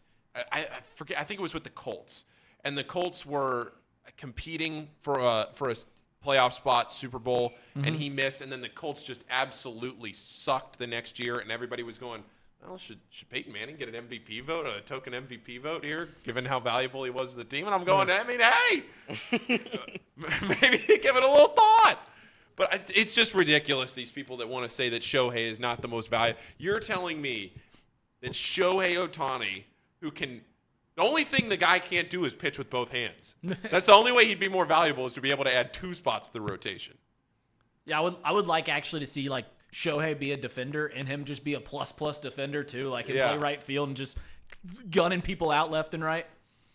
If you haven't sat down and watched an Angels game in a while, sit down and watch Shohei Ohtani, because you're witnessing maybe the greatest baseball player ever. That's all. All right, we talked All-Star game. We already talked about trade talks for Ed, so we'll put a nice bow on this show before we get in the vault and go out to lunch. And that is, this MLB season, this National League division race, Central Division race, has the makings of an incredibly fun summer. And we've already talked about the shtick of me hating the Reds and everything like that. Listen, everyone I love, respect, loves the Reds. Which category am I in? TBD. Go ahead. Sorry, I interrupted his thought. Go ahead. I didn't want to give an answer to that. But the answer is love. Go ahead.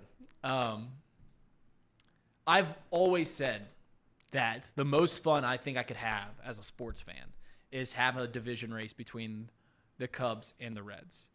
And between those two teams and the Brewers, we might get that this year.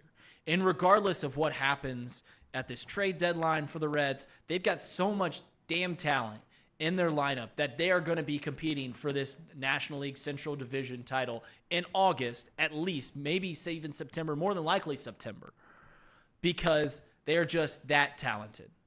And it's going to be a fun summer for everyone involved around here, and I'm excited for it. Truly am excited for it. And I think that the buzz in this city is bar none right now. And I'm ready for it. I am intrigued to see what happens with the Reds buzz once the Bengals get going again.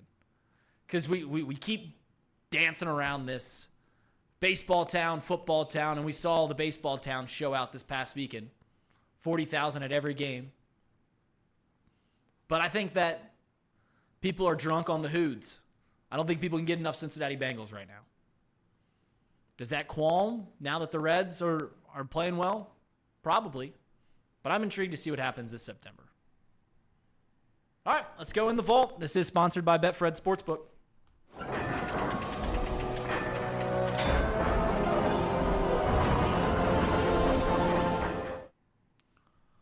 All right, I'm taking the Orioles on the money line.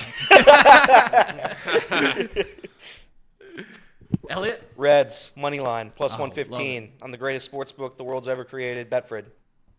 Yeah, I don't know if they're going to play, so I'm not going to bet the Reds game. Let's take the White Sox plus 115 in LA.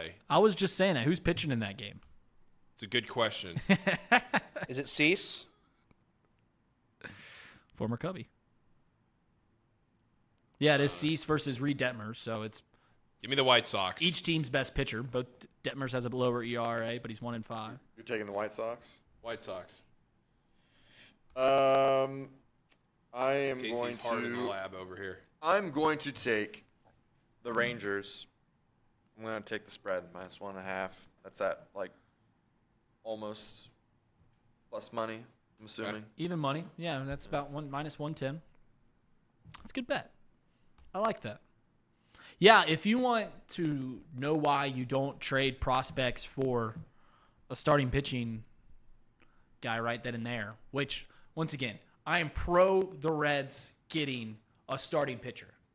Truly pro it. But I don't think it should come at the expense of any of their top 10 prospects even.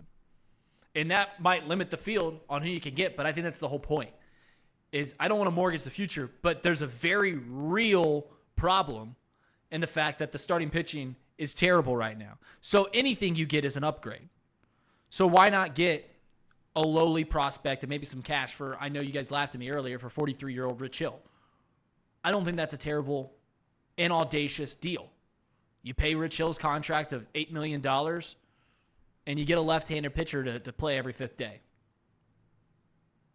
And the reason I warn that is because the Cubs, back in 2017, the year after they won the World Series, traded away 2 players for Jose Quintana, and they were Dylan Cease and Eloy Jimenez. That's why you don't mortgage your future. The Reds, or the Cubs, never regained their prospects after that. So, all right, we're going to lunch today. Where are we going to lunch? By the way, tomorrow, can we talk about Tyler Stevenson? Yeah. I want to talk about Tyler Stevenson tomorrow. We won't do it today. We'll talk on the show. It's our show tomorrow. But tomorrow, 4 days of our show. But Tyler Stevenson, again, we'll talk about it tomorrow. Me? Big League Paul. Listen, they don't want to see my ugly mug up here. You got to have Paulie on the seat. They want Paul. They want Paul. They also want Reed. They love Bride. Reed. They love Paul. Should we do a rock, paper, scissors live and watch the chat react to who hosts it? Yes. We have 4 days. We're gonna have to rotate through. Also, do I have a job? Have we confirmed that? Who put that poll out? Yeah, Elliot, we were having a meeting after this. Oh. Sorry. That didn't sound good. My God. Where are we going to lunch? I'm kidding. But seriously. All right, where are we going to lunch? Please don't rain later today. Beatrice. Throw Chipotle on there. Sonic. No. Yes. Sorry. Yes. No, God. Put Firehouse back on. I love Firehouse. Oh, yeah. You had a great Firehouse experience. I did. That was not shtick. It was actually a good place. Good. Also, can I say something? Yeah, I mean, you have a microphone. I'm really nervous about Zebrazillionaires this week. Oh no. I'm concerned I'm going to do really bad again. It's not good. It's not been good. You didn't do that bad last week. Yeah, but I started off 2-0. I'm concerned every Monday I'm just going to start with a shower of shame for the rest of my days here. I'm concerned. It's okay. I'm concerned. You did it to yourself. It's true. You did it to yourself.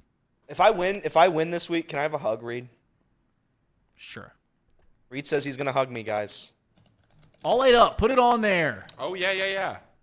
Oh, yeah, that's right. I haven't yet to go. Are we just going to go there? We haven't been there yet. We got a wheel. Oh, we got the wheel. Oh, he's got it. Put Gold Star on there. Is Gold Star on there? Millville Mafia. Man, Drew Garrison doesn't like Firehouse subs. But if I don't know why. If we go to Gold Star, I want to go to that one that looks like a shack down the road. That one's the most disgusting Gold Star I've ever. I want to go in. I want to see it. You can't go in. It's drive-through only. We're gonna sit outside then. You want to hear a Hamilton story, like a true Hamilton story? It doesn't come from me. It comes from my friend. Stu. Yes. He walked into that Gold Star when he was a kid, and he goes into the bathroom, and there was a homeless person taking a shower in the in the sink. He said he just walked in there, there was an old man butt ass naked in the Gold Star bathroom, washing himself. All right, we'll spin one. Can't make up stuff. Taco Bell's been eliminated. That's fine. I have a love-hate relationship right now with Taco Bell. I just hate it. It's disgusting. They got rid of the quesarito. It's gone downhill. Here we go. Cheesy Gordita Crunch is like $5. And Skyline, you've been eliminated. It's your guy, Reed.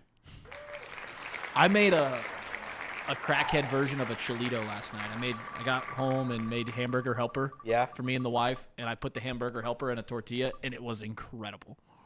You know, we're off to a good start here.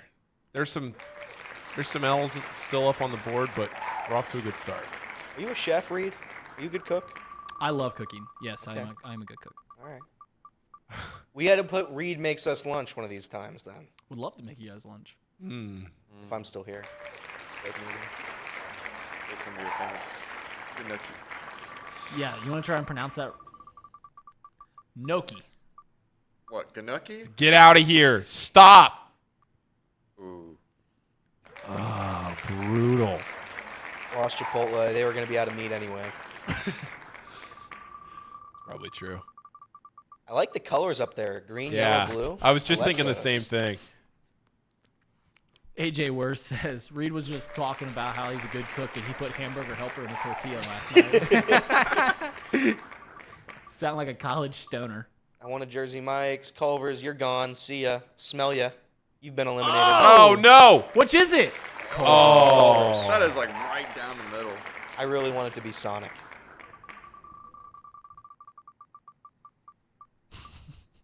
Wow. Spoke that into existence. Oh, no. Sonic is hanging around entirely too long. Reed serving lunch would be like attending a male version of Hooters. PB's ghost, man. You want me to snap him out of here, Reed? See ya, Keep Sonic. moving. I'll snap him. No, I like PB's ghost. Okay, I won't snap. Can we stop giving Mouse Cop chat winner of the week? He's a Browns fan. What are we doing? Yeah, but he's too What? good. He's a Browns Mouse fan? Cop Yes. is Mouse Cop is too good. No, I thought he was a Bears fan. He's a Browns fan. What's He's left saying here? no. He's saying no. No, he was saying no because Sonic got eliminated. So this is for the win. Burger King, I would Firehouse. I love either one of those. I hate one of them. Here we go. Like it's Firehouse. Firehouse. Nice. It's a good win.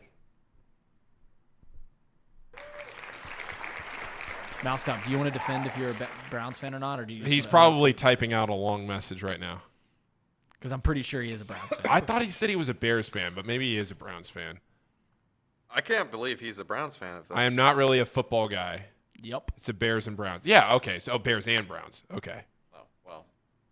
So we have let Mouse Cop create a dynasty in the chat power rankings, and he is the football version of me. He roots for the Browns. Yeah, but I don't. The stinky franchise. That's true. That's true. I mean, I'm hurt. I put my faith and trust in Mouse Cop. Yeah, you I guys had keep I had voting no him. clue. Mouse Paul, Cop's my you guy. keep defending the Browns fan over there. Mouse Cop's my guy. Yeah. I'm Even Mouse despite Cop, the I ride- Browns I'm fan. not gonna. I ride with Mouse Cop. I mean, he says he's not. No questions at this time. He says he's not much of a football guy, so it's probably one of those things. Like if the fair. Browns could get it together, maybe it's probably like which team is better. He'll root for them. I'm not even Fair mad. I'm weather. just hurt. I'm just sad. I'm just sad that he's a Browns and a Bears fan. That's Yeah. Why would you do that to yourself? would you I do think that? maybe he's from Chicago. I don't know. I don't know. Yeah. up north. Rooting for the Browns, Reds, and Muskies. It's a tough life. See you guys.